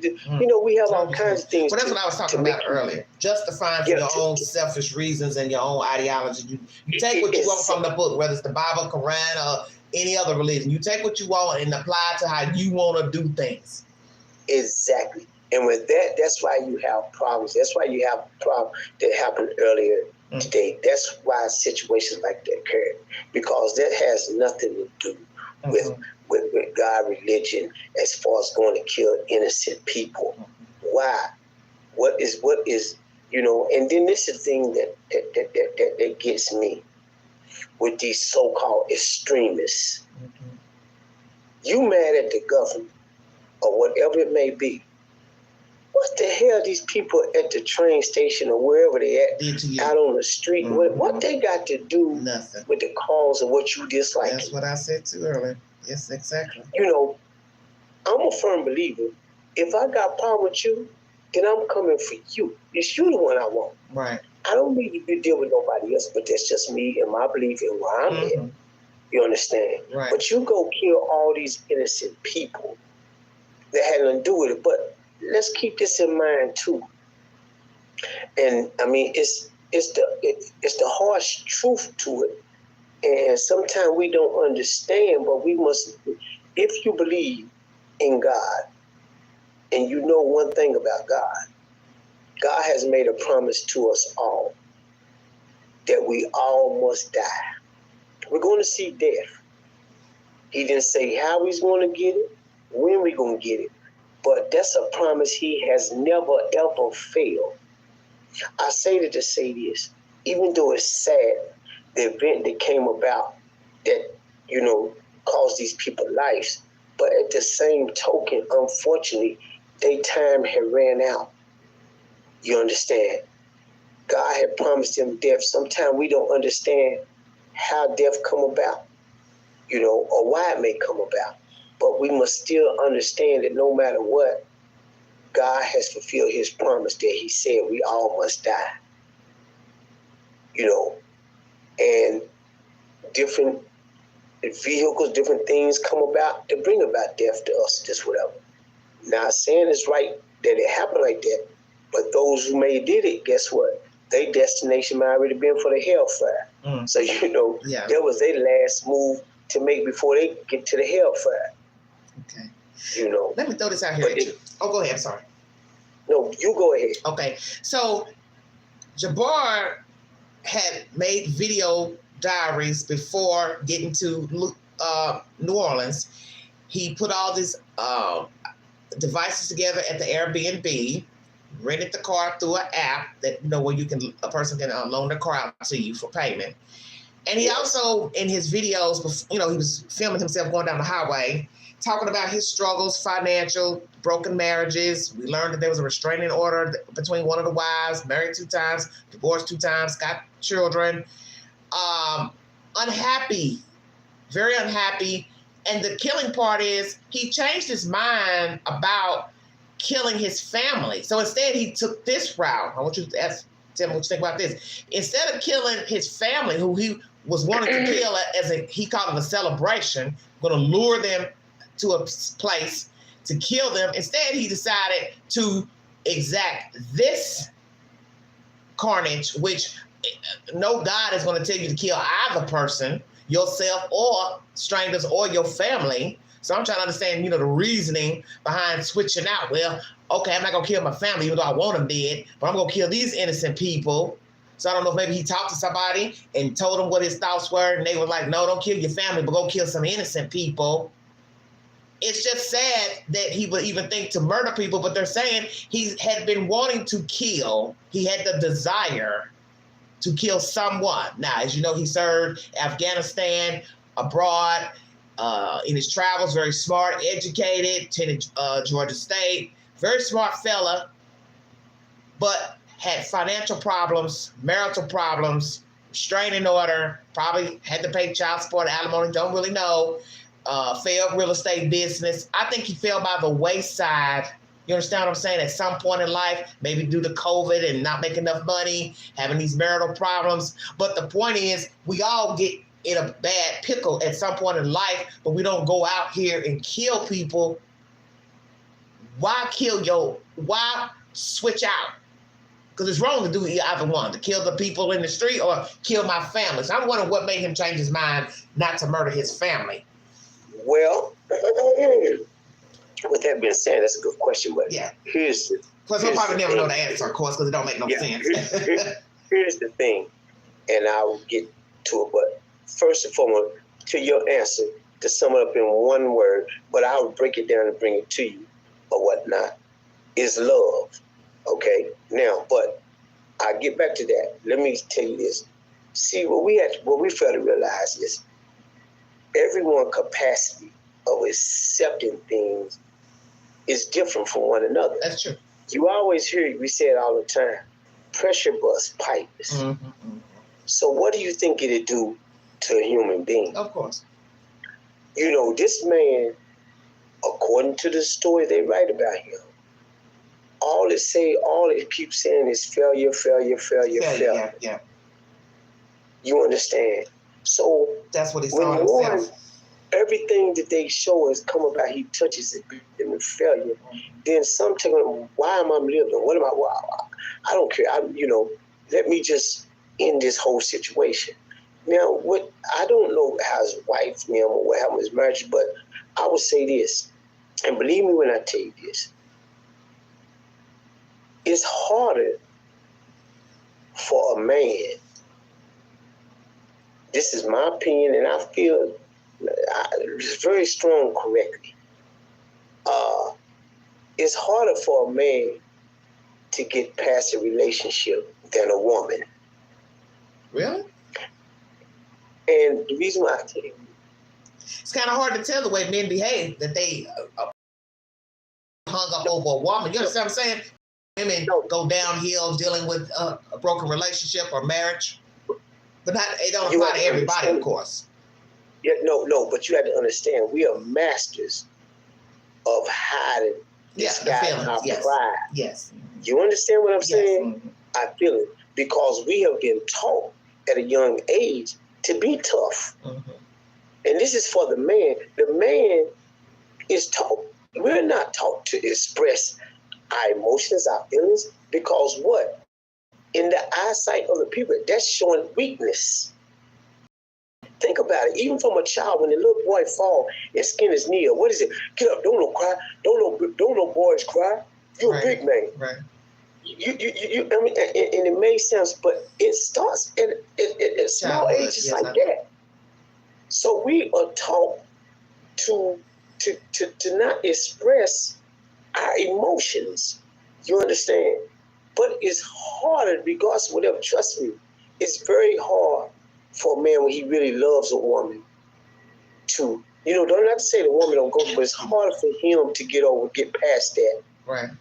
Than it is for a woman. But going on to get back where I say with love, I told you love. Thoughts in mind is, I ought to kill my family. They doing this, whatever. But in reality, we don't, the golden rule for the former, we try not to hurt nothing that we really love. I say that it's be easy for him to do what he did. The fact that killing his loved one, his family, his kids, his wife or ex-wife or mothers or whatever they're going on with it. Why? Because he had love for them. Versus he don't know these people he went to. So there's no love for them, so it's easy for him to kill him.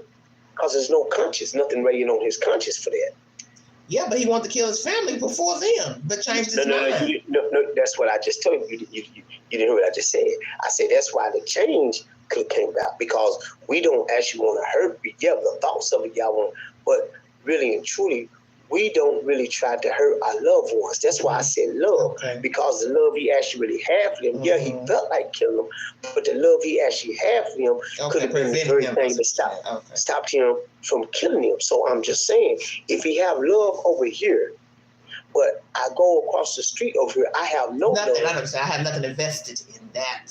What's going to be easy? It's easy for me to be over here to kill over here. Yeah. You understand what I'm saying? So the change can come very easy. That's why I said love could bring about the change. You understand? What he thought about is killing his loved ones. Yeah, he thought about, but the love that he may have regards to how much hurt he may have had there with them or just whatever. But the love that was inside him that existed, could be the very thing to change him from actually killing them. You understand? Versus me going over here and I ain't got no problem with killing these people. I don't know nothing about them. I ain't got nothing invested with them, whatever. Yeah. You know what I mean? I ain't got to worry about my conscience and none of that. It's still a lonely place to be, to still want to take the life of these people who are just out trying to enjoy themselves. You know what I'm saying? Yes. They ain't done nothing to him. With that being said, then you was dealing with a very, very scarred individual. You understand? He was. I would assume he was depressed within himself. He had given up on life. He was tired. Everything that from the picture was being shown, everything that he tried to touch has turned to dust. Yeah. A failure on top of failure, failure on top of failure. Like we said, pressure bust pipes. It's like, what am I living for? I don't have nothing to live for. And what now? Here we go. Check this now. Now, here comes the extremist part. When he just got, I said it was a newly converted Muslim. Now, guess what? When all this going on, now here we go. Listen how I take this advantage. I'm a manipulator. Check it. Now, I know he got this problem coming on. He telling me about a wife, and guess what I'm saying? Yeah, it's the American people. It's American got you like this. Mm-hmm. They got you, you know what I mean? That's why you can't feel somebody. You feel your bit. You understand? You see how you can easily bring about hate. Mm-hmm.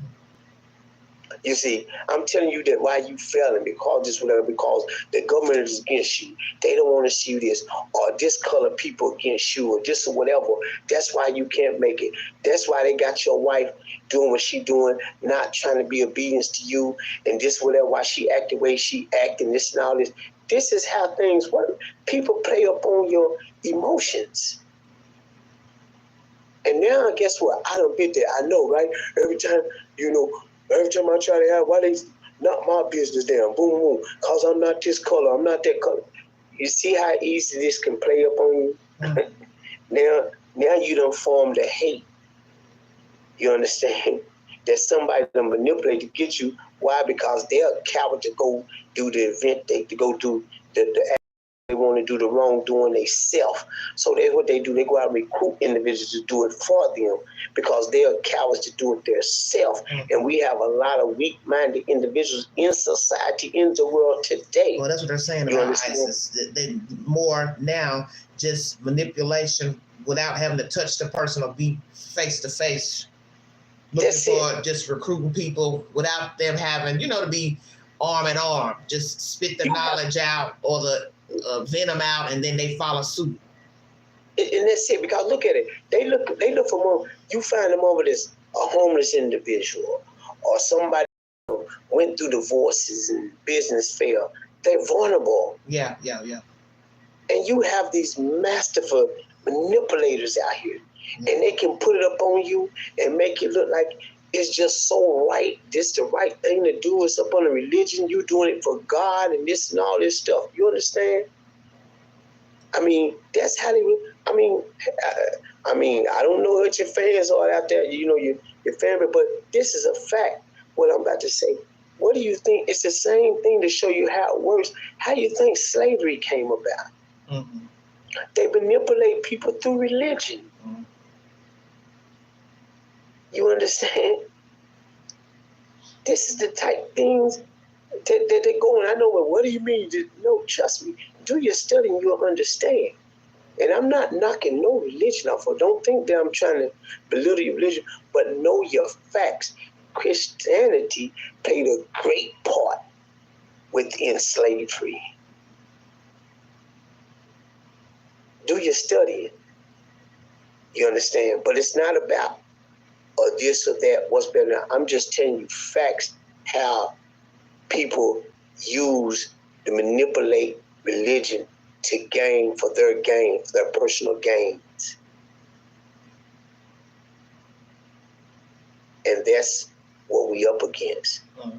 And they look for people like that, look for broken people. Mm-hmm. They look for people that have been scarred or whatever. You put my brother's in the military, you send him over here and he got killed. Yeah. Now I hate this country for this. Oh, yeah. They look for them. Yeah. Well, because in the end, we're all looking for somebody to blame sometimes, some of us.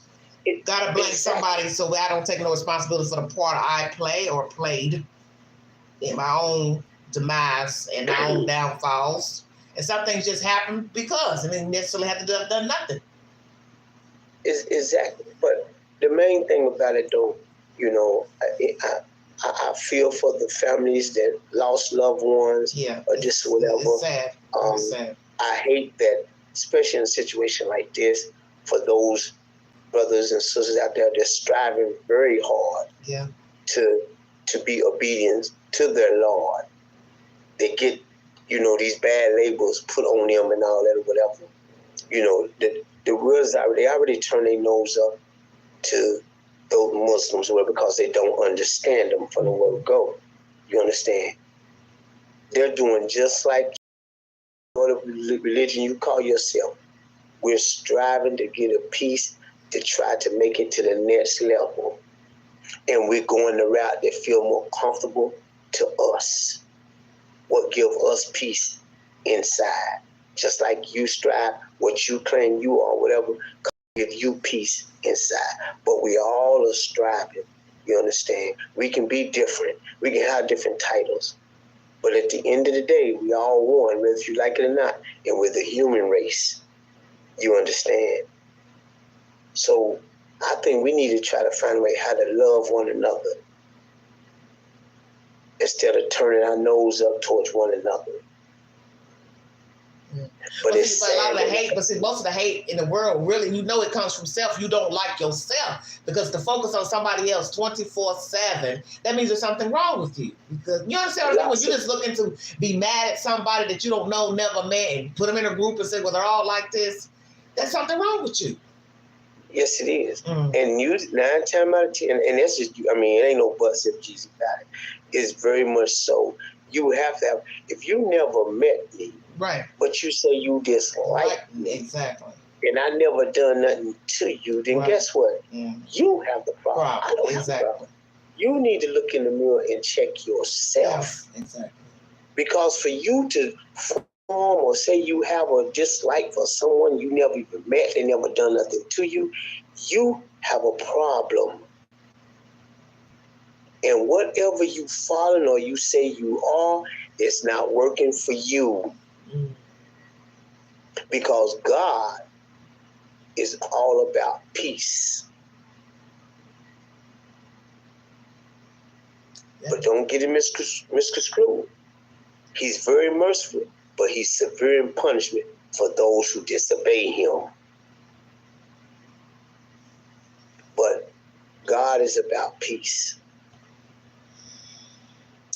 You know, and I guess, you know, until the end of time, I guess unfortunately we're going to continue to have incidents like this that occur because we're always going to find extremists. Extremists are always ready for an opportunity. Even when it has nothing to do with religion or faith, because a lot of people are, you know, it's all this to me is about the mindset, such as, you know, the children exacting crimes in school, mass shootings from children, teenagers.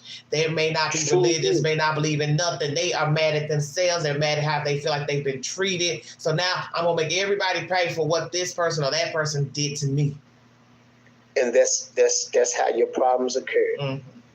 That's how they occur. When you get these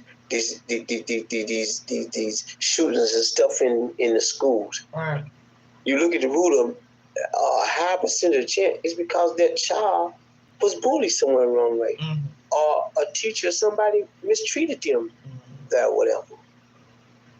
You understand? And like I told you, pressure bust pipes. They got to the point where they think about it and thought about it and continue to think about it, and they can't handle it no more. So now they go respond to it. And sadly, he won't be the last. Certainly, he won't be. I mean, that's just a cold fact off of it. That's just a fact, you know. That's what it is. That's who they are, and that's what we're gonna be up against, man. Unfortunately, you know, that's just the way our society works, man. You know, you're going to have extremists. You're going to have individuals with different opinions. And because you don't think the way I think or whatever, then guess what? You're an enemy of me, an enemy of mine. You know, that's just our mentality. You know, a lot of people, you know, and that's just sad to say, that's the thinking that we have now. Right. You know.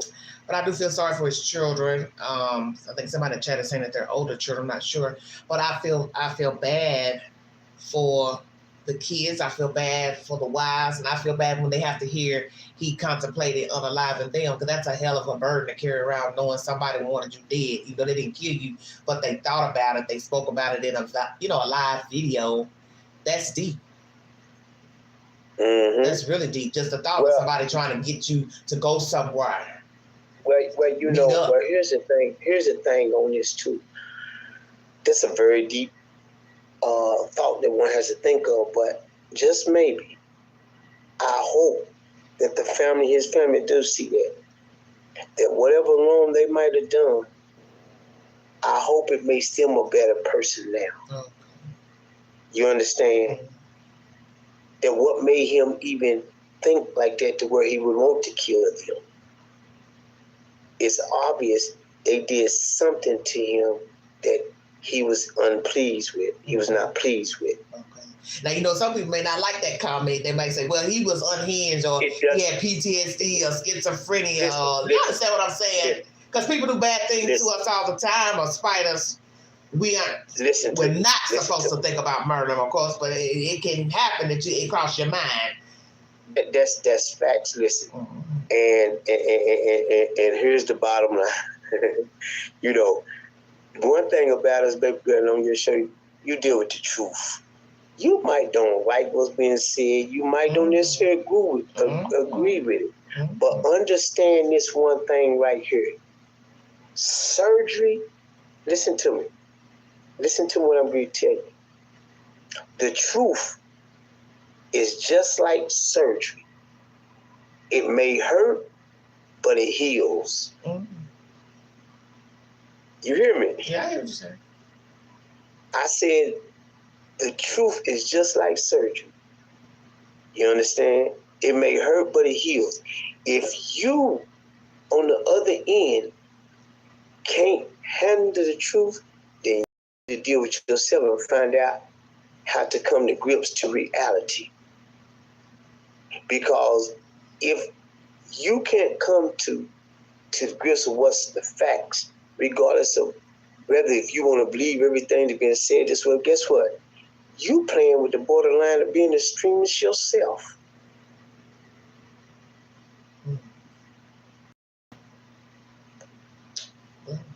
Hey, we can't always please everybody with everything we say. There's going to be many agree, many not. I know. I can disagree with often, but it is what it is. Yes, but it's all right. But guess what? We have to learn to disagree with one another, because that's the problem. Like I told you, when you disagree with me and I don't agree with you now, we got a problem. And because of my lack of understanding, now I want to hurt you just because you disbelieve me. Just because I told you that red is an ugly color. You know, I mean, it's crazy. It's silly, man. But this is life, though. But we just have to understand, we have to focus on continuing to keeping ourselves to be a better person. You know, if you believe in any form of God, this whatever, you must know and understand we're living in the end of time, and things going to get worse. You understand? It's just the reality of the world that we're living in. You know, it's cruel. You know, but we have to strive to keep ourselves to be a better person. So hopefully, when our time does come, we get the reward that we've been seeking from my God, from our Father. You know, all we can do is continue to pray. One thing, if you haven't done, and continue to do it, just don't stop, because it just happened, came in day. Thank God daily, especially for letting us come into another year, because guess what? I know a lot of us have left so many loved ones behind. Thank God that He's giving you a chance still now to correct whatever you may have done wrong in the past, to make yourself a better person so you can see that promised land that He has for us. Thank God. Thank God that you're still alive. Right. I'm going to mention this to you before you go. Now, you know there was an explosion of a Tesla in front of the Trump Hotel in Las Vegas, and they have gotten information that Tesla was rented on the same type of app, Turo app, that this man used to rent this truck that he used in New Orleans attack. So the incident in Vegas, whoever that person is, they haven't released their name yet, that burned up in that Tesla, they used the same app that this guy used. So do you think possible there's a correlation, that there's a connection? Maybe these people knew of each other, same group, talked on an app, talked on some type of site maybe, or just a coincidence they both rented cars on the same app? Well, I mean, this is strictly opinion. You understand what I'm saying? Because we have. Well, that's all I'm asking. I mean, we don't know anything yet anyway. Just asking. No. That's what I'm saying. It very well could have been a planned attack or whatever. You know what was going on. The odds of them finding the same app, I'm coming pretty much the same place and the same things pretty much taking place. Yeah. Hey, I like to have them odds and go and take them to the lottery with me. You hear me? Yeah. Because the one thing I have to remember about renting a car, you can rent a car at 1,000 gazillion, I'm sure, rental companies. You got legitimate ID, job. You ain't probably gonna come back anyway to worry about returning the car. See where I'm going? So that's why. What's wrong with budget enterprise? You see where I'm going? Yeah, but here's the thing about that though.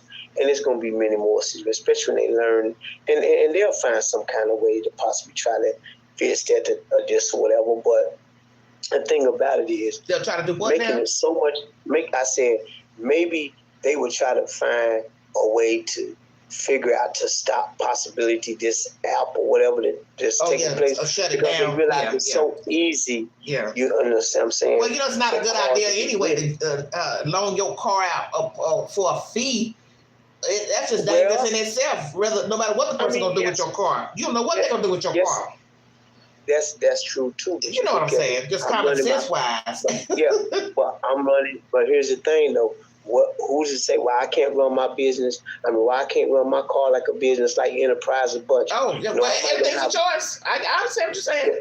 No, you hear him? I might not have a fleet of them or just whatever, but hey, I mean, it's been working. It's been working all along before you got these mad people that done came up. At the price now, you scrutinize they up and down your business, your shoe size, your draw size, because they want to make sure you ain't connected no type of way to either person or whatever. You understand what I'm saying? Yeah. I mean, but here's the thing, and this is why they come about. It makes it easier for me to rent a car. I don't have to go through. I ain't got to worry about the credit card and this and all. They go through budget, this whatever. When I call, so they make it's convenient. Well, the app. Let me tell you this right here. The app did say no matter that he had a criminal record, Mr. JABBAR, he said nothing flagged either person to where they wouldn't have accepted them on the app as far as a criminal background. Yeah. Because he just had misdemeanors for a license infraction and some type of petty theft. That's what I'm saying. You never know what a person thinking, what's in their mind. You understand? And when I come with this car, I ain't gonna tell you, hey, I want you to know I'm gonna use this car to go kill some people with. I'm gonna take this car and blow some. I'm not bringing the car back. You understand? I'm not bringing the car back. But I don't know, man. I just wish if I had more, that we can be more peaceful with one another.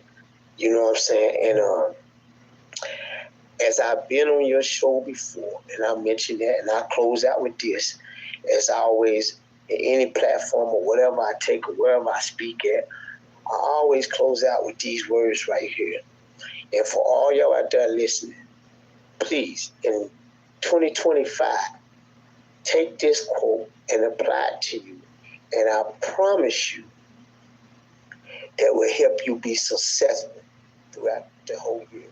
And I teach this out and I tell people this always, as you traveling through life, focus on picking the I over the E. I'm going to say it again. Pick the I over the E.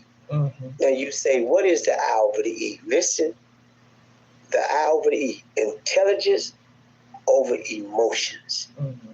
Because anytime you pick that E and you go down the emotion lane, you usually always come up losing, and you have regrets. Oh, of course. You understand?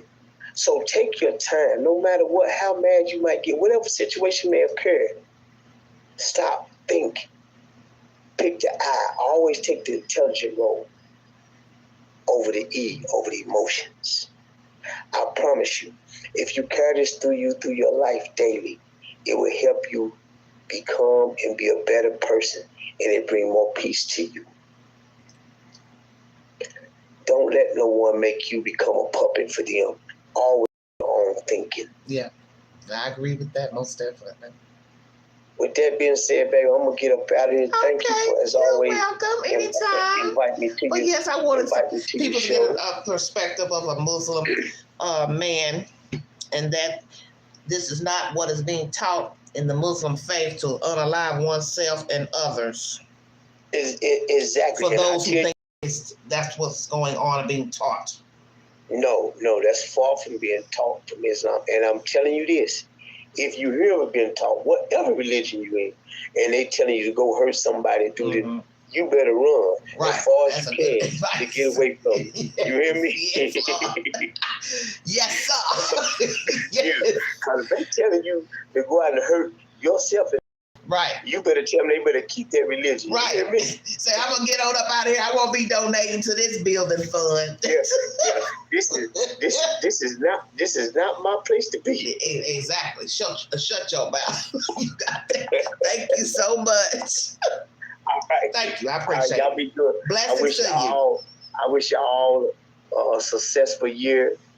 And hey, be good to yourself. Amen. That's because that's where it starts, ain't it? Self. It's self, baby. Mm-hmm. Self-preservation. Yes. Thank you so much. Happy New Year. Likewise. Okay. One love. Bye-bye. Mm-hmm. All right, everybody. That was my guest, Mr. Ralph Muhammad. Came on this panel, this program today, the Vault Excel, to tell you that that is not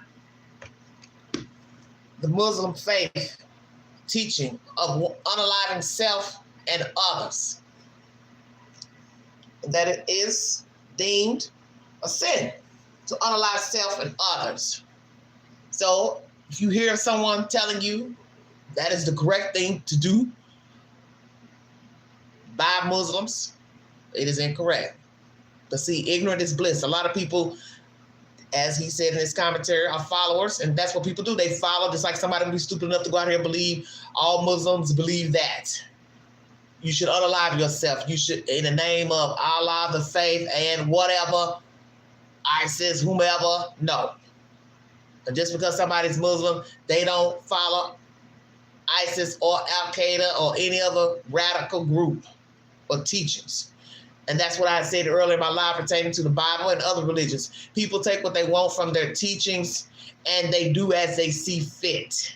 As you also heard Mr. Muhammad say in this live stream, that people are self-serving. So they take what they want and do what they want with their teachings that they've learned. And that's why many people are wayward. But this man was obviously a very unhappy man. I believe he fell off, way off. Don't know if he had any type of mental illness or defects, but he was disturbed, however you want to word it. And he obviously did not get the appropriate help he needed to get his mind right as not to harm self and others. He knew he wasn't going to be returning back to civilization. He knew he was never going back to that trailer. He wasn't going to be returning that man's truck. He wasn't going to see his children again, ex-wives, girlfriend, nothing. And I wondered about that too. Did he date? Did he have a girlfriend? Was he dating? What type of life did he have? What was he doing in his life before this event, before idolizing death, before contemplating mass destruction, before wanting to join ISIS? Actually, when did he actually become a Muslim? Hello, everyone in chat. Thank you. Happy New Year, everybody. When did he decide to become a Muslim? As I said, was he born Muslim? Was he born with this name? Did he give himself this name? They say he became radical recently. What's recent? 2 weeks, a month, 2 months, 3 months? What's recent? Because if you're going to say now, oh, yes, he was acting weird, strange, you didn't think to call him and want to try to get him some help. But see, the flip side of that is you cannot make a grown person go get help, take meds. Also ask that question. Was he medicated on any type of mental meds? Antidepressants? Was he on any stimulants such as alcohol, drugs? Checkmate. Because he looked like he was living rather poor from a man in real estate, educated with a degree, living in a trailer. And it's not to say there's anything wrong with living in a trailer. That's where you want to live. They're saying also that community was Muslim people living in trailers. But, you know, there's that stereotype of trailers. And it didn't look like a fancy triple wide. You see where I'm going? Chickens and goats running around. That's not what most people would think of an educated professional man. But once again, everything's about an illusion. Perception. That's what the world is built on, perception. How did he go from this straight-laced looking educated guy to having chickens and goats running around the yard? Checkmate. But once again, to each his own. We've seen people who are highly educated decide, well, I don't want to be a doctor, I want to be a veterinarian, or I want to be a school teacher. Your choice. I don't want to live in a condo, I want to live in the country. See where I'm going. I want to get a goat, chicken. May not be the perception for many as the go-to thing to do. So we're asking all these questions because you can see the difference between JABBAR in 2020 versus growing hair, beard, change of lifestyle, broken marriages, failed businesses, probably had debt, probably was paying child support, alimony. Who's to say? Don't know. Maybe accrued debt from the businesses, owed money to banks, bank loans. Who knows? Don't know his journey. But it's obvious he was not a happy person. And he exacted his misery early morning New Year's Day in New Orleans. And by the grace of God, nobody else has come up hurt or deceased. The many people who were injured, that was enough. Because we're now at 15 people deceased. That's a lot of people in one checkout. 30 or so injured. That's a lot of people. Talking about almost 50 people deceased and injured. That's enough. That's enough. Life is about perception. We all live different, think different. We're different races, sizes, political backgrounds, political affiliations, thought process. And yes, we need to be more kind to others. Is it hard? Sometimes it is. Some people are easier at turning the other cheek, ignoring things. Some people are high-strung, fly off the handle, get crunk. Some people lash out physically, verbally. But we do need to try to work on our temperaments, our thought process of others. They say something we don't like. Do we need to respond? I've talked about that recently in my live stream. Because everything is about response. Your response. Maybe I'll let this fly this one time. Because you might fly back and you might have been in the right to say, oh, I don't like what you said. I don't like what you said to me. Why are you addressing me in that manner? And next thing you know, it's a pop off. You might lash out, hit somebody, slap them, push them, shove them. Then that person might do the same even though they were in the wrong. You see where I'm going. But unaliving people is not the answer to what you deemed, as Muhammad says here, failures. Because as he said, that's very interesting. Yes, his failures were mentioned. But naturally, they're going to go dig in the belly of the beast to see what was going allegedly wrong in his life to try to get to some type of understanding of why JABBAR was led down this lonely path. He is like a lot of people. He has fallen from grace. He's miserable inside, lonely inside. Didn't feel like he had anything worth living because he had to have known he wasn't going to come back to civilization once he mowed those people down. Jump out, start shooting at law officials. Common sense, they're going to shoot back. End of story. And that is where the story ended. He died as well. He didn't want to live. He knew what was going to happen in that truck. He knew that mowing those people down, carrying heavy artillery, was going to be his last hoorah. And that's what he wanted. And he exacted that plan. And sadly, other people went down with him. My prayers are to the victims' families. Feel free to go back to this live stream to see those individuals. 5 people who have been mentioned who perished. 2 shown were African American, 1 Hispanic. The other 2 were white males. Terrible. All young, life ahead of them. Had no idea, I'm sure, when they went out for the evening, they would not be returning home, going back to school. No way they had knowledge this was going to happen to them. No way the people that were there, who were eyewitnesses, expecting such a horrific event to transpire. And that is also something to think about those who were spectators, barely missed by this madman in a truck. Watching your friend bleed out, nothing you can do but wait for someone to call an ambulance, try to preserve their life. It's a terrible place to be. And naturally, more horrific being the victim, lying there trying to hold on to life, banged up, mangled up by this truck. What a mad person behind the wheel. He had no empathy, no regard for life. Maybe at one time he did care about people, but on this fateful morning, he no longer cared. And sadly, as we have said in this live stream, there will be another JABBAR. Tall, short, fat, Islamic, Muslim, Christian, non-Christian, non-believer, atheist, whichsoever, who has also given up on life. Prayers to JABBAR's family, because they need our prayers as well, because they have a lot to digest, knowing they were related to this man and have to carry this burden of being scrutinized and people staring and gawking and wondering what the hell was going on with him.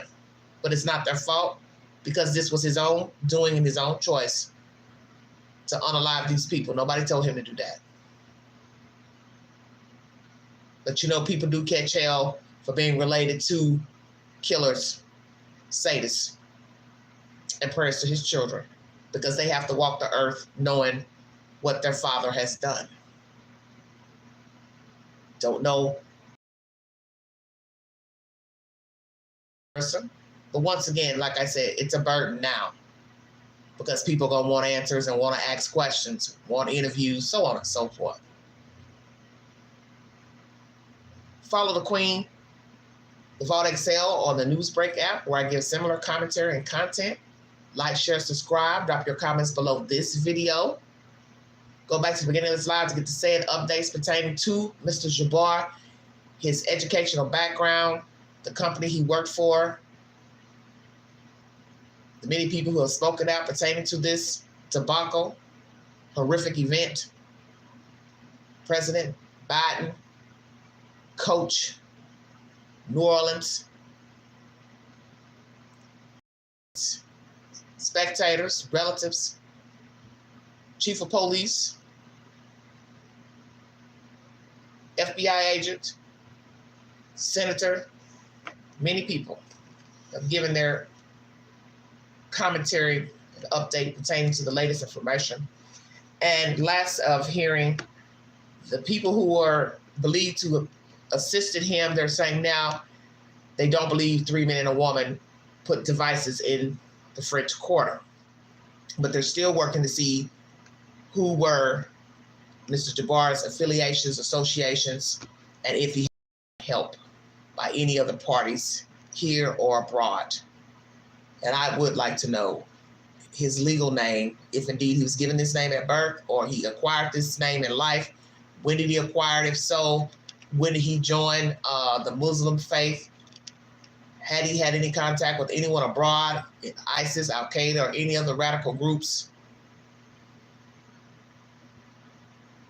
And naturally, we'll never know why he did it, because in the end, as I say, the reasoning really never matters, because it's not supposed to make any sense, because we all know it's illogical to go out here and do what this man has done. No matter how angry you are at yourself or angry you are at others, the world, what you think someone has done to you, no one deserves this type of mayhem. And some will say even for the worst of man or woman who's done horrible crimes. But you're entitled to your opinion on that as well. If you'd like to donate to this great network, $BeganJu129 Cash App. Stickers and chats are always welcome during the live stream. I will be back later this week with more commentary pertaining to Mr. JABBAR and any updates they have. Last of hearing, they were outside his house in Houston, Texas at that trailer home, allegedly getting official permission to exact a warrant to enter into his home. hoping there's nothing explosive there.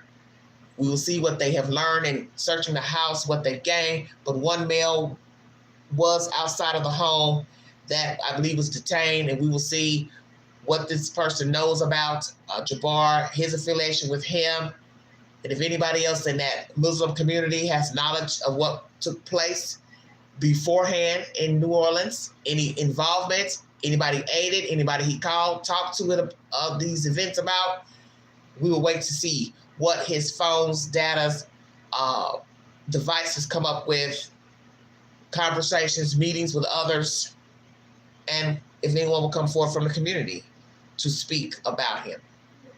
One neighbor says he didn't bother anybody.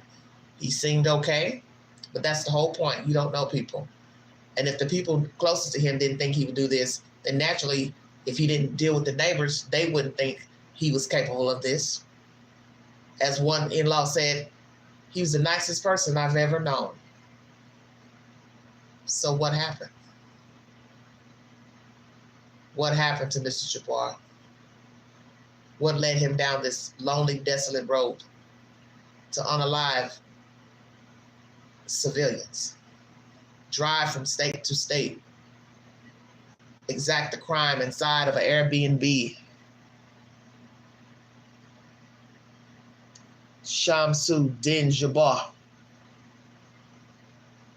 What happened to this man? Why did he commit this crime? How long had he been thinking about killing people? How long was he affiliated with ISIS, allegedly?